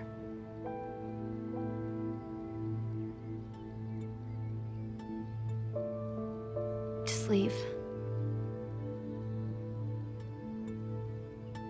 So after that conversation, Allie gives her speech to the whole school, and Holly J is back, and the I Hate Holly J group chat is now gone. So episode 13 is a two-parter titled Jane Says, and we meet up with our favorite deadbeat dad, Lucas, who's letting Jane use his car for her driver's test, and she passes the test. But she's concerned for Lucas and his new behavior. Leia and Danny are official, but Danny really wants to hang out with Sav and Peter's girlfriends, Anya and Mia. With the whole modeling fiasco that happened, Leia and Mia aren't really on speaking terms, but Sav has an idea for them all to hang out. Let's see how this turns out. Principal Chef has returned after sensitivity training, and Jane has a big idea to get Lucas off his ass. No, listen, this will be great. He can play on the Degrassi alumni team for Alumni Week. You know, get some fresh air, make some contacts, maybe get a job. Spin's head coach, so he can play whatever position he wants. I mean, it's something, right? Yeah, that's great, Jane. I was thinking Lucas needs some dad time, so I've invited your father for dinner. Why? Well, they really haven't spoken in 6 months, and I thought it might help. Why does Carlo need to come here? Can't they just go out somewhere? All right, let's just, let's think of this as family time. It would be nice for Lucas to have his dad and his daughter together. Fine. But it's not Christmas Eve, so don't expect me to talk to him. So Danny is debriefing Leia on the sleepover at Peter's house, and she's down, but there's a little problem, and it surprisingly doesn't involve Mia. Okay, fine. The truth is, I'm a little freaked. Lately, Sav's been coming on to me. Coming on to you? What? No biggie. Obviously, he's hung up on Anya. He's just flirty and stuff. Makes me uncomfortable. Maybe I should make him uncomfortable. No, don't say I said anything. It's fine. You know what? Since it means so much to you, I'll come. Great. Well, I'll have a blast. It's sleepover time, and the first up on the list of activities, Truth or dare? but Leia still seems very uncomfortable. I dare you to wear your bra on the outside of your shirt the whole night. I don't think so. Okay. Well, I will.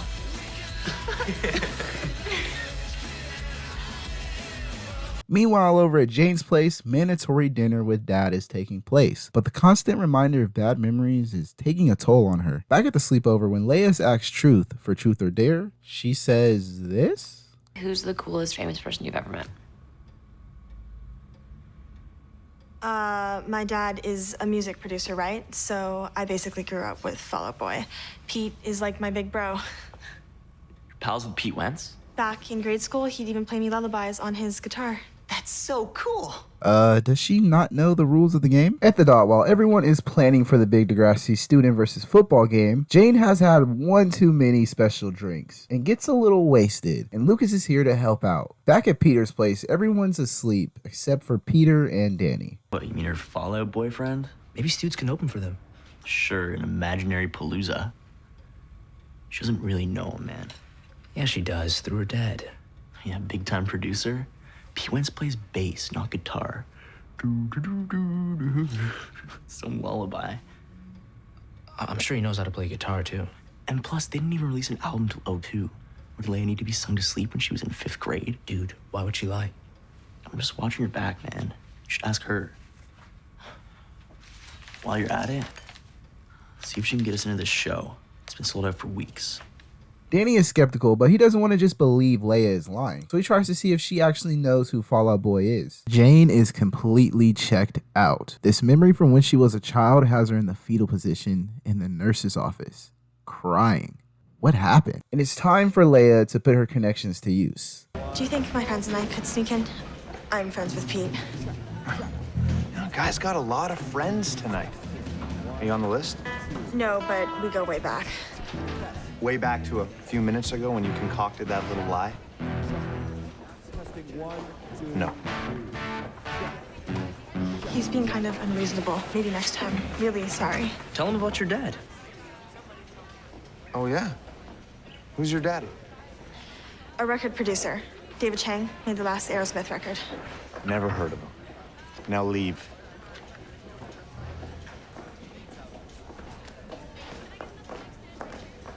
Sorry, dudes. Guy doesn't know how important Leia's dad is. Yeah, probably because he's not. What are you trying to say?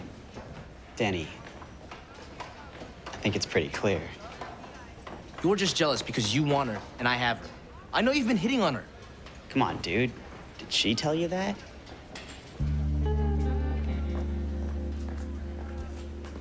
Can't believe she dragged us all the way down here. We're going to my place to watch Lost. You're invited. No liar, Leia.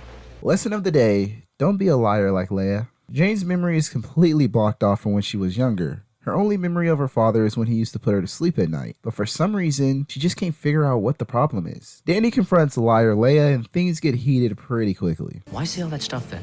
And take us to the show? I don't know. It's just your friends are so cool. I mean, Mia's a model. She already dissed me once. You weren't the only one. But I got over it. I wanted them to like me. So you'd like me. I liked you before the stories. Danny, everybody lies. We all lied so we could stay at Peter's. People lied during Truth or Dare. But if we're gonna stay together, you can't lie to me.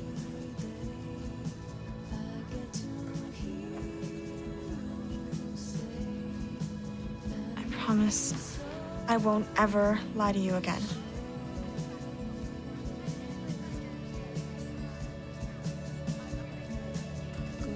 One thing that's not a lie, I really, really like you.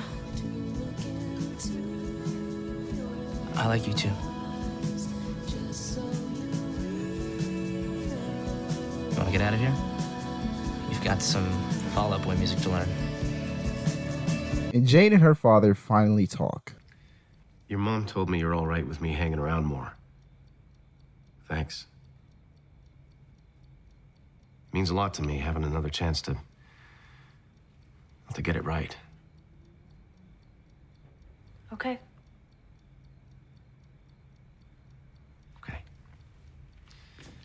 Night, Janie Bear.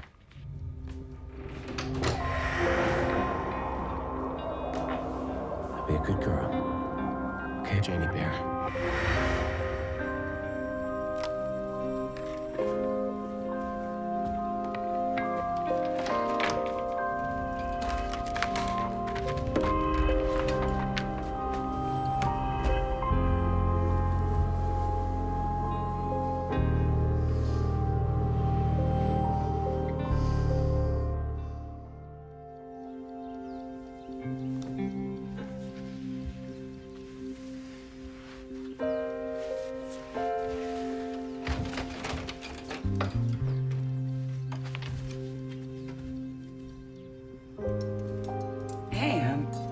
Is he still here? Yes, and in honor of your father, Lucas actually got out of bed before noon. Are you okay? Actually, I couldn't sleep. Just bad dreams, I guess. Oh. Has Dad heard back from his friend yet? Yes, I did. It's on. This afternoon at 3:15. Cool. Thanks, Dad. Oh, your father got Lucas a job interview. Wow. All right, everyone sit. I made pancakes. Sorry, no time. I gotta get to practice. Oh, here, I'll drive you. No, that's okay. I could really use the fresh air. After the intro, Jane speaks with Mia concerning Isabella, Mia's daughter, staying over her house, and she really does not want her father around Izzy. Allie's mom has found her school clothes, so no more dressing however she wants. My parents are ruining my life. Spinner pulls up to pick up Jane, but he knows something is off. Talk to me, Jane. Please? I just hate having him around. Well, there are worse things than having your father around. If my dad was still I'll alive... trade you. I'm sorry, Spinner. I shouldn't have said that. Then tell me what's wrong. Yeah, I should probably get back to class, useless or not. Jane! Fine, you know what? When you're ready to talk, you come find me. Claire is helping out with a school clothing drive and donates some of Darcy's clothes. But with Allie's clothing problem, these two decide it's the perfect time for a makeover. And one montage later... Hey. So what's your name, cutie?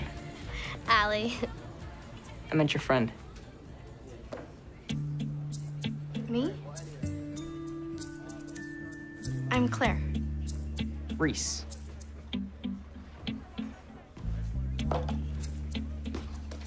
Nice to meet you.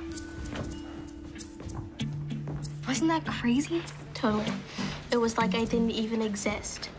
Lucas has finally got off his ass and got a job, but Jane doesn't care. All she wants to know is... Where's Carlo? Mom and Dad went to a movie.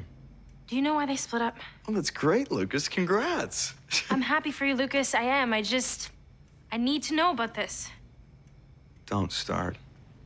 You never appreciated Dad. What do you mean? If Mom and Dad can forgive each other, why can't you just let go? What's so bad about Mom being happy and me having a job? Why do you say that I never appreciated it? Because you grabbed all the attention, then you complained about Well, what did I used to say? Just forget it. I hated your weird stuff about Dad when we were kids, and I hate it now. You and your damn backwards pajamas.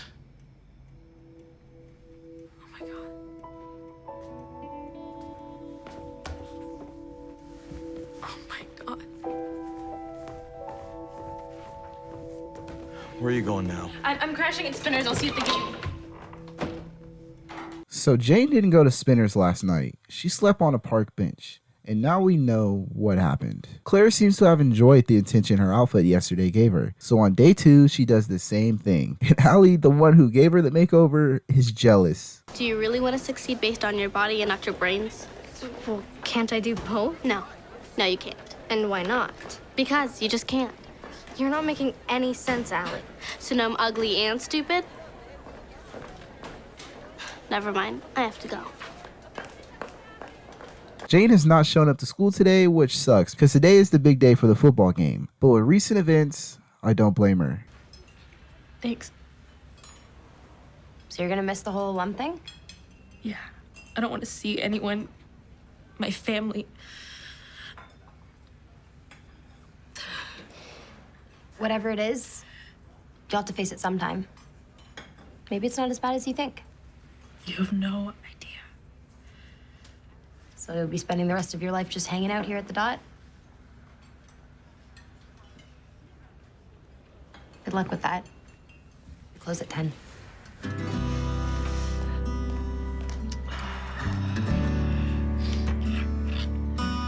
Allie and Casey share moments. Claire's pretty. Doesn't mean you aren't. Yeah? Then why is Johnny ignoring me? Because guys are stupid. I thought he liked me. And then he dissed me in front of his friends.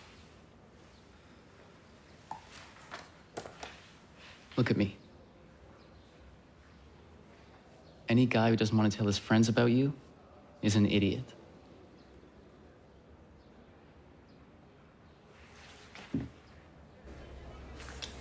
Oh my God. Oh my God, that was bad. I mean, not the kiss specifically, just the act of us kissing. Oh my God. Thank you. And Jane reveals the truth to her brother. Why do you need Dad? I need to talk to him about what happened when we were little, okay? Just don't. He's trying to be a good dad. Leave him alone. I can't do that. I won the game. Dad's proud. Don't ruin it. Do you really want to pretend like nothing ever happened? Figure it out, Lucas. Why do you think it took him so long to put me to bed? He said... He said... You just took forever to fall asleep. Did he tell you to keep it a secret, too?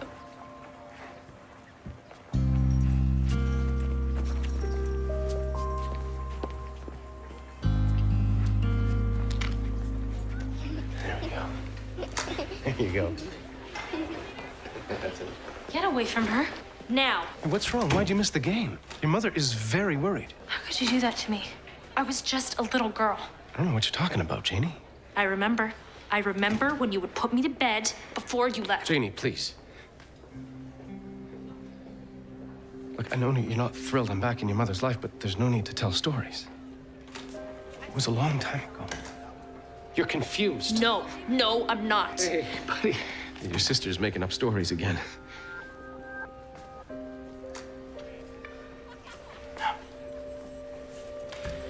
She's got it right. Lucas, come on. You should go.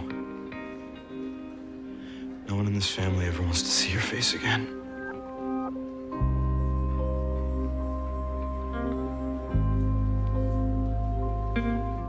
Allie and Johnny talk about Casey and her's kiss, and this relationship thing is running its course. Jane tells her mom in detail the horrific acts her father committed, and they hug.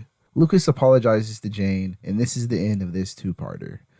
Woo! This one was hard to watch. Episode 15 starts off with university, and Emma and Kelly are now official. And this guy Kelly is super popular on campus. But Emma, on the other hand, yeah, she... Girlfriend of Kelly? I have a name. Which I'm sure he knows. He's just a weird dude. I mean, thank you card? And Vicky only knows me as Blonde Emma. Well, it can get pretty confusing. What with short Emma down the hall and sporty Emma upstairs? Kelly, I'm not even blonde anymore. I've been here for 3 months. How can I prove that I've got more to offer than cute hair and a cute boyfriend? So Emma doesn't like the idea of being number 2 to her boyfriend. And in that letter Kelly got from his friend earlier is a little devil's lettuce. And good old goody two-shoes Emma is definitely not approving of smoking. Back at Degrassi, our gifted students are in PE and Coach Armstrong is holding basketball tryouts. I'll try out.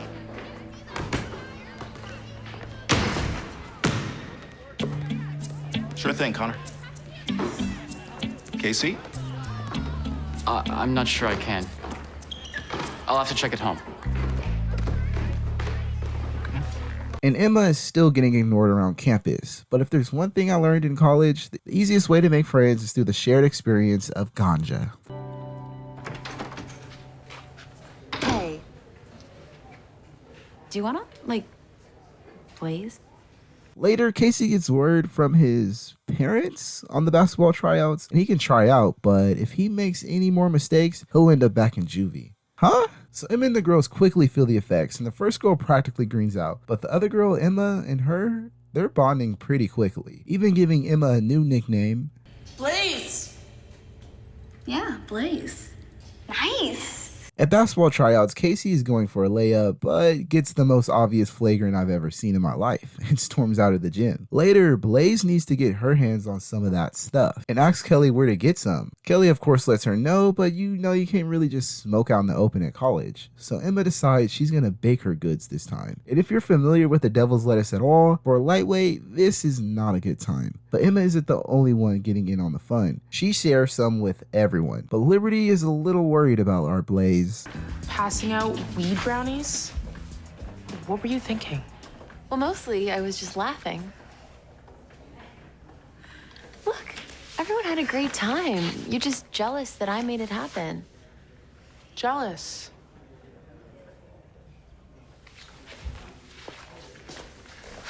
Don't listen to Sober D. What you did tonight was rad in a big style way, Blaze.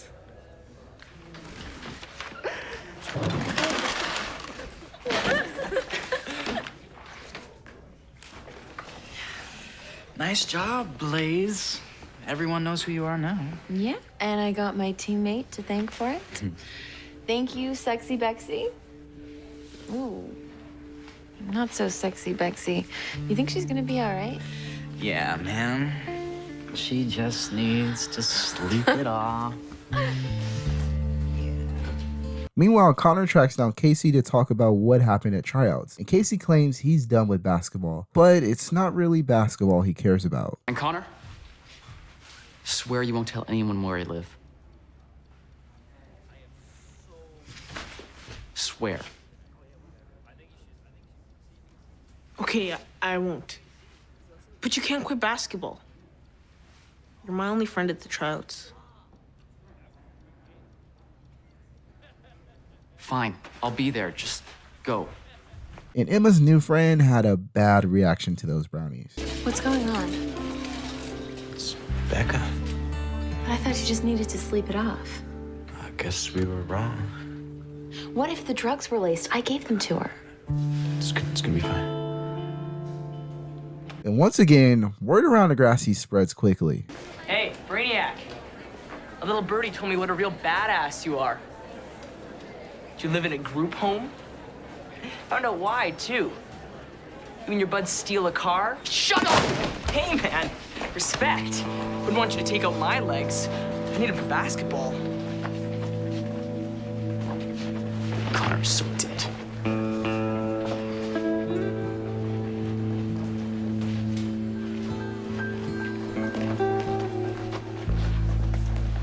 So Emma's friend was hospitalized because since she was faded, she forgot to take her insulin shot and it put her in a diabetic coma. And honestly, I might be in the wrong, but I don't think that was Emma's fault, but I don't make the show, I just talk about it. And Casey confronts Connor. Did you tell Reese where I live? What? No. Then how did he know? I looked that place up. Where you live? You've got to do bad stuff to live there. I thought it would scare Reese. But you swore you wouldn't tell. Now everyone knows. I thought it would help. What does it matter if people know where you live? I don't want them to know why I live there. They'll think I'm a bad kid. But you're not. Tell that to everyone else. My old school, my foster parents, the judge. And now thanks to you, everyone at Degrassi. I don't think that, and your friends won't either. We know you. You say that now. But when people find out, they just write me off. Back at university, campus is conducting room checks, and I didn't get rid of it. There's still brownies and weed in the room. They're doing searches.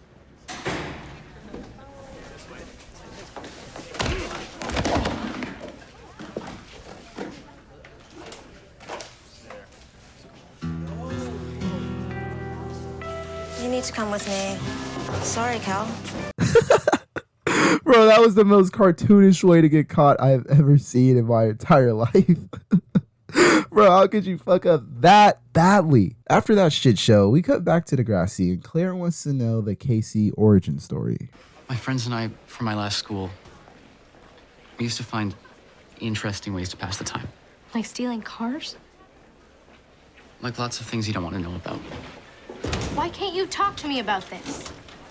You had this idea of me, that I'm a good guy. I liked it. And now Connor went and ruined it. Hey! Hey! We made the team, both of us. Casey, you didn't hit him, did you? No. I took an elbow in practice. I just love basketball. Casey, wait. I'm sorry. You are a good guy, and I know that. Do you want to go celebrate making the team? Thanks, but I should probably get right home. Kelly has taken the fall for Emma and is getting kicked out of the dorms. And this is a sad moment for the both of them. I hope he gets his money back because I know that shit ain't cheap. So Allie and Johnny are making out, and Johnny for some reason is very non-receptive. And Allie takes this as Johnny not being interested in her anymore. Later at Degrassi, Allie is talking to Claire about Johnny's non-reception. And Claire gives her some pretty solid advice and says that since it's her first relationship, she's not supposed to have everything figured out. But when Allie asks Anya and Mia about their relationships, we learn Johnny used to have a reputation. Remember that movie you wanted to see, The Hustler? It's playing at the Palace. I mentioned that months ago.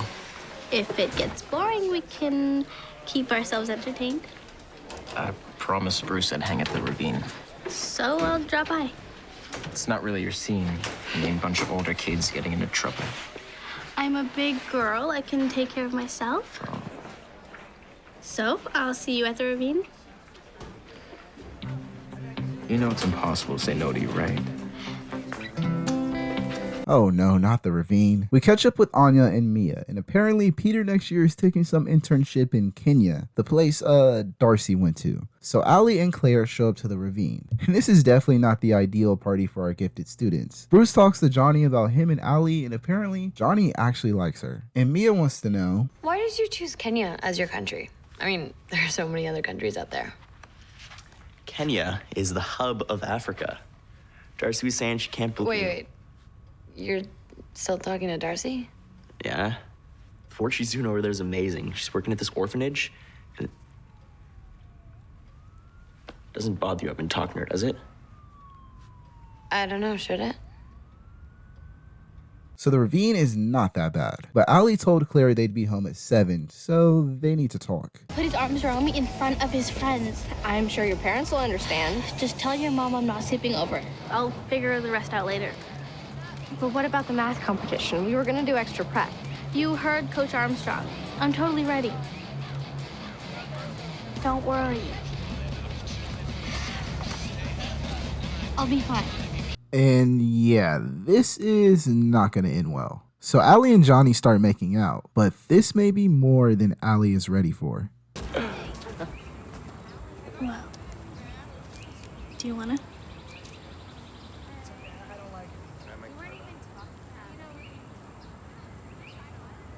Only if you do. Maybe we should go somewhere private.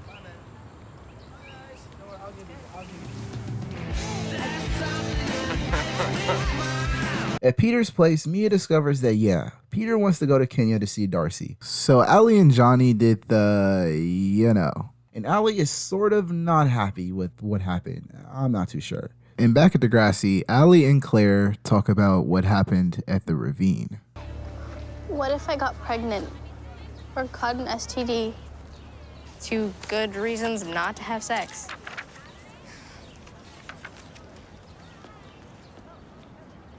Allie, you didn't.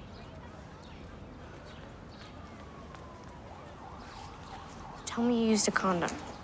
What if it broke? It was my first time. I don't know how anything is supposed to feel.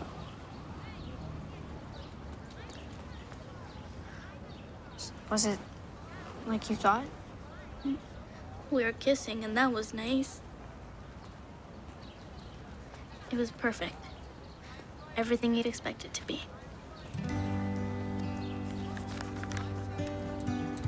Mia wants to know why Peter is all of a sudden so interested in foreign affairs, and Mr. Perino is hosting a mock debate with each student representing a different country. Kenya, start with you. Foreign trade embargoes punish citizens, not governments, which is why we shouldn't stop one country from trading with another. Even if the country in question could influence the other to hurt someone without even meaning to? Now that's the dilemma, isn't it? Should we wait for people to make the right decision, or do we try and force their hand? If they're looking out only for I know all about Kenya. But if they're looking out for the world at large. What? Were you even gonna tell me?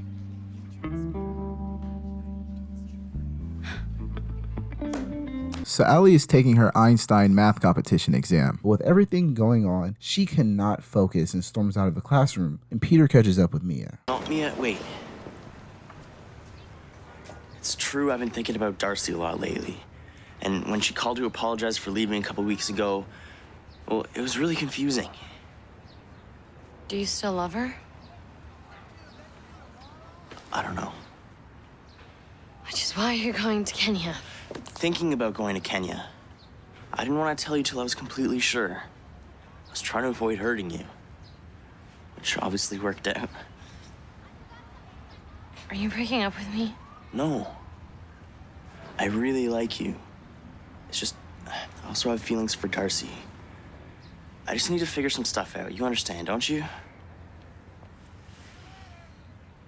So Allie gets checked up by the school nurse and nothing is wrong on the outside. But on the inside, she's hurting real bad. Johnny meets up with Allie and gives her a necklace to try to smooth things over, but Allie isn't buying it. And Peter has decided he's not going to go to Kenya anymore and he wants to stay here with Mia. But Peter's indecisiveness leads to this. Okay, the words are coming out all wrong, but what I'm trying to say is I choose you. The fact that you were even considering leaving means that there was something seriously wrong with us. I love Darcy. I probably always will, but I'm falling in love with you. You don't get it, do you? I'm not gonna be your consolation prize. And before the episode is over, Allie doesn't want her relationship with Johnny to end just yet, and we also find out I was a virgin too. Why didn't you tell me? I didn't think that was the guy you wanted. And all those other girls? I never stuck around long enough. So I didn't have to? I mean, you wouldn't have cared if I hadn't? I wish I could change a lot about what happened. But not that I was with you. So we can take things slowly? You know it's impossible to say no to you, right? So episode 17 opens up with our current Degrassi students getting some counseling about their future plans. Holly J has a pretty stellar resume, having a part-time job, former Spirit Squad member, high marks, and Sav wants to follow his father and pursue engineering. But what he really wants to do is study music. And Mia is... Failing? If you don't pull up your English grade, you'll have to repeat it. I'm already a year behind. Well, perhaps modeling is getting in the way of your academic future. It's not getting in the way. It helped me get onto the Spirit Squad, save up for university, support my child. I understand, but there are options that might allow you to work less and focus more on school. You know what? Thank you for your concern, but I can handle both. So Mia's marks are really low, and she's desperate to improve her marks. And Miss Kwan gives her an ultimatum. If she can deliver a solid speech for her final project, she'll pass her. In art class, Holly J learns the complexities of art when she's given an assignment to emotionally interpret a fruit basket. And Holly J just draws an image of the fruit basket. Meanwhile, students practicing their next hit single, and Sav tells the guys he needs to put music on the back seat to focus on university. Exam season is here at Degrassi. Mia is still struggling, juggling modeling and school, when her shoot is 3 hours behind schedule, meaning she has no time to finish her speech. And Sav, on his way to class, runs into the new music teacher. Hey, Mr. Fowler. Hey, here to audition? Well, no. I gotta take physics next term. Well, do you play? Yeah, but I got prerequisites for electrical engineering. Rockstar's not gonna pay the bills. Okay, not rockstar. What about a record producer, audio engineer, composer? Those jobs are all too impossible to get. That's not true. I mean, not everything you take right now needs to be about a career. Experiment a little, trial and error.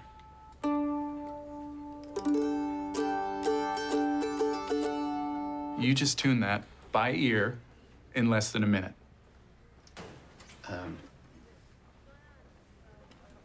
Thanks for your time, sir, but I gotta go. I'm here. If you want to audition, I'm here. Thanks again. It is now time for everyone to deliver their speech on where they see themselves in 5 years. And everyone has a clear and concise speech, but Mia's is not so much.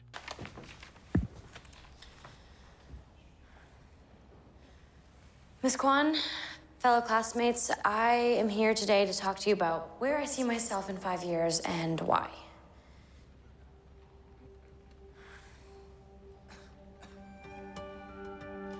Marine biologist is what I want to be. Why, you may ask? Because I've always loved dolphins. She's gotta be kidding.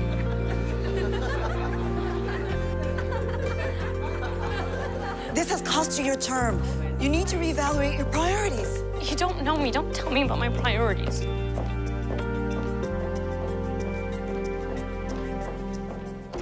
And later at Little Isabella's ballet rehearsal, we find out why Mia has been prioritizing modeling over school. Miss Lydia says she should take 3 classes per week if she wants to continue moving up. So expensive. Izzy loves it, so she'll do it. You know, I wasn't sure about this modeling thing at first, but it's been such a blessing for us.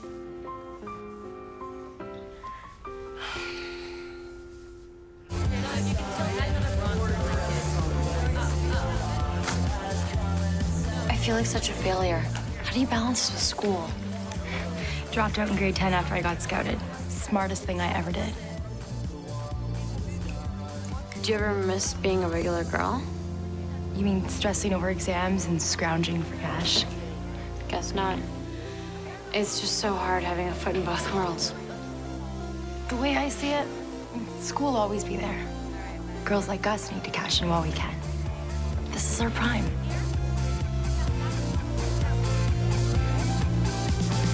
Mia has made her decision, and she has decided to drop out, leaving Degrassi behind. But Peter has something to say about that. Mia, wait. I heard. You're making a big mistake. Of course you'd say that. Your mom's a principal. That's not fair. Why? Because you get everything handed to you and I have to choose? This isn't about money. You're giving up. Are you leaving because of what happened with us? Because of me? Get over yourself.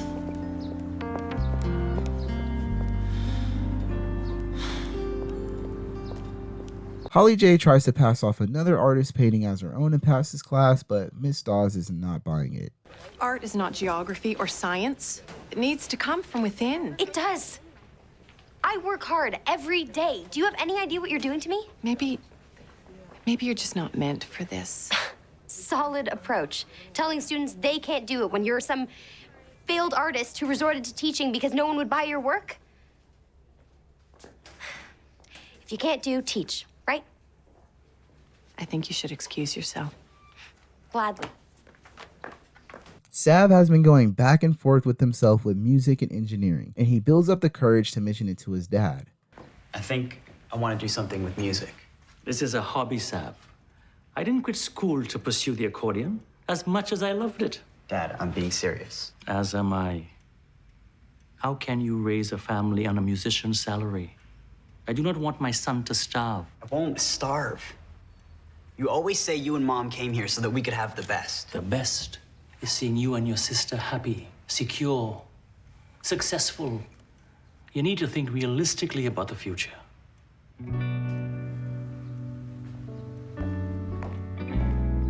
So Holly J does not understand art at all, but Blue gives her some much needed cool guy mysterious vibe advice. It's always been simple. Work hard, get good grades. I don't know how to do this. There's no right or wrong answer, all right? Just try. I don't even know where to start. How are you feeling right now? Like a disaster. Go with that. Mia's mom is not happy with Mia's decision and tells her it's okay to not have everything figured out, but dropping out on such a whim was not a good idea. And when Mia sees Izzy, her heart is definitely somewhere else. And on the next day of speeches, Mia shows up to give it another shot. I don't really know where I see myself in 5 years. And I think that's okay. My plan for now is keep my options open. Take French and history. Aim for the general arts. But within this plan, I hope and expect to be surprised. When I was 12, I had this perfect future all mapped out. Orchestra, and then a required industry co-op with a symphony or even a record label. And I know I have to be rational, but I want to start doing things that interest me. I do not want you to limit your future. You're a bright young man. Nothing is set in stone. If I want to be an engineer, I'll take physics later. For right now, I'm pursuing my dream. This does look like a fascinating course. I just hope you're making the right choice. Then life happened. I had a daughter at 13, and suddenly, I didn't come first anymore. I had to accept a reality that was very different from the one I once imagined. I'm sorry for the way I acted. I tried again. Maybe the old one's better. No. This is a Sinclair original. This ugly thing is right? Yes, because this is your interpretation, an expression. It's still not very good, is it? Listen, I love to sing in the shower. Doesn't mean I'll sell out Carnegie Hall anytime soon. So will I see you in art next term? Don't think so. But I'll consider art appreciation. The unexpected can be terrifying. Thanks. But I encourage each of you to embrace it. You're welcome. Because sometimes it's the things you don't anticipate that make the biggest impact. You convinced your parents. How? So it's the journey, right? Not the destination. At high school, I've decided is an important part of my journey. Exam week is gonna be a lot of hard work. Math finals to ace, English, makeup assignments. I know. And what about modeling? Still doing it, but only during holidays and in the summer. Well, coming back takes a lot of courage. You should give yourself a pat on the back. Maybe after exams. Your official welcome back already posted on the anti-grapevine. Oh, we missed you so much. Honey, I was only gone a day. Lucky I let you back in, Mama Mia. Great responsibility comes great power. I know my Spidey quotes, and I think that's the other way around. Whatever. No one's perfect. Study sesh at the dot.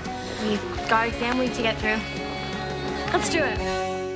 Today at Degrassi in art class, Blue asks Holly J out in the most romantic way possible. Always intriguing when a work of art also serves a utilitarian end.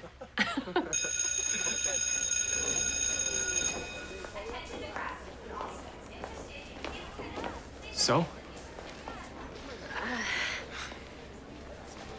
I can't go to the dance with you. I'm sorry, I have to work that night. Okay.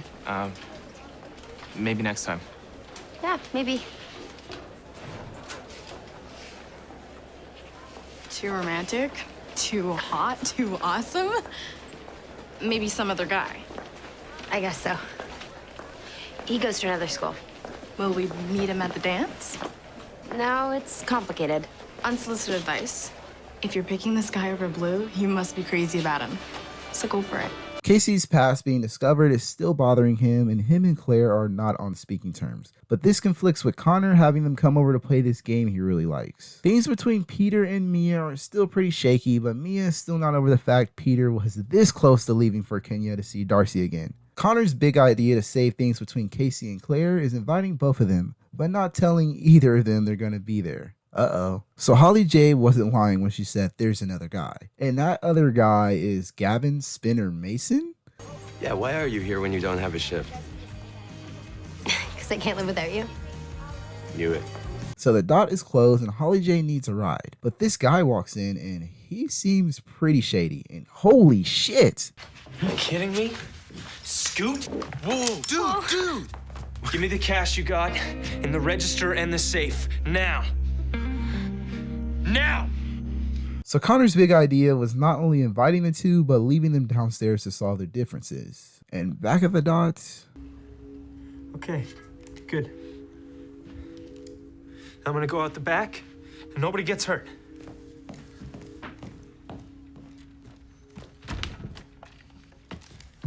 Open it.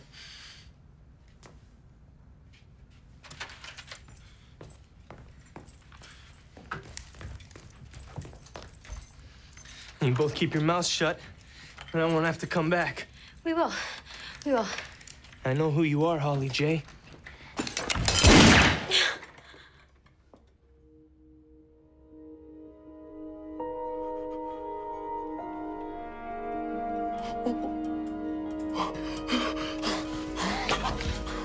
Spin. Oh God, are you okay? I didn't mean to. Hey, where are you going? I need something to stop the bleeding. It's okay. It's gonna be okay. Meanwhile, Claire and Casey have not made any progress, and the police have surrounded the dot, and this small restaurant robbery has turned into a hostage situation. Peter and Sav show up, and Peter decides this is the perfect moment to confess his love for Mia. Back inside, the robber is going insane, and Holly J, oddly, with all the bullshit she's been going through recently, she can actually relate to this guy. Every single thing I do goes so wrong. I know what that's like. No, I remember you, Holly J, with the fancy house and the big car and the cheerleader, rich snob. Not anymore. I get kicked off the squad. My dad lost all his money. And I'm in love with that idiot hero guy back there. But he's crazy about his girlfriend, so I totally get it. I totally get what it's like when things are wrong. Let's just walk out together. I'll tell them what really happened. It'll be okay. We want to help you out. I'm gonna try the phone again.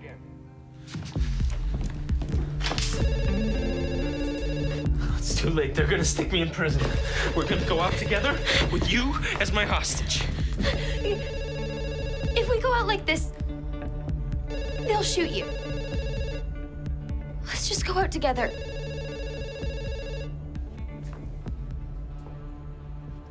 Without the gun.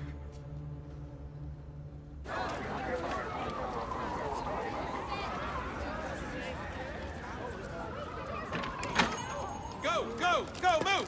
Clear the interior! There's someone inside. He's been shot. He needs help. The shooting, it was an accident.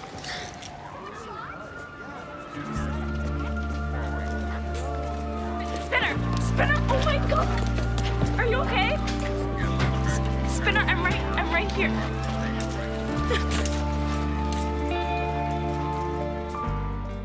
So Spinner has made a speedy recovery, and Holly J is here to visit. And that little speech she said about Spinner, yeah, he heard it. Later that night at the black and white dance, Connor pulls another Connor to get Claire and Casey alone. But this time, Claire actually wants to figure out their differences. Holly J shows up and gets a standing ovation for her heroics. And before the episode is over, she takes up that offer from Blue and they share a moment and finally dance. But wait a second. The next 4 episodes of this season is a 4-parter? A 4-parter titled Paradise City? Guys, we finally done it. We have reached the TV movie. But unfortunately, I am so sorry, but this is where the video is gonna end. Maybe I'll cover the TV movie? Who knows? Only if you guys want it. So if you guys want me to make a dedicated video for Degrassi Goes to Hollywood, you know what to do. Just let me know in the comments. But Degrassi Season 8.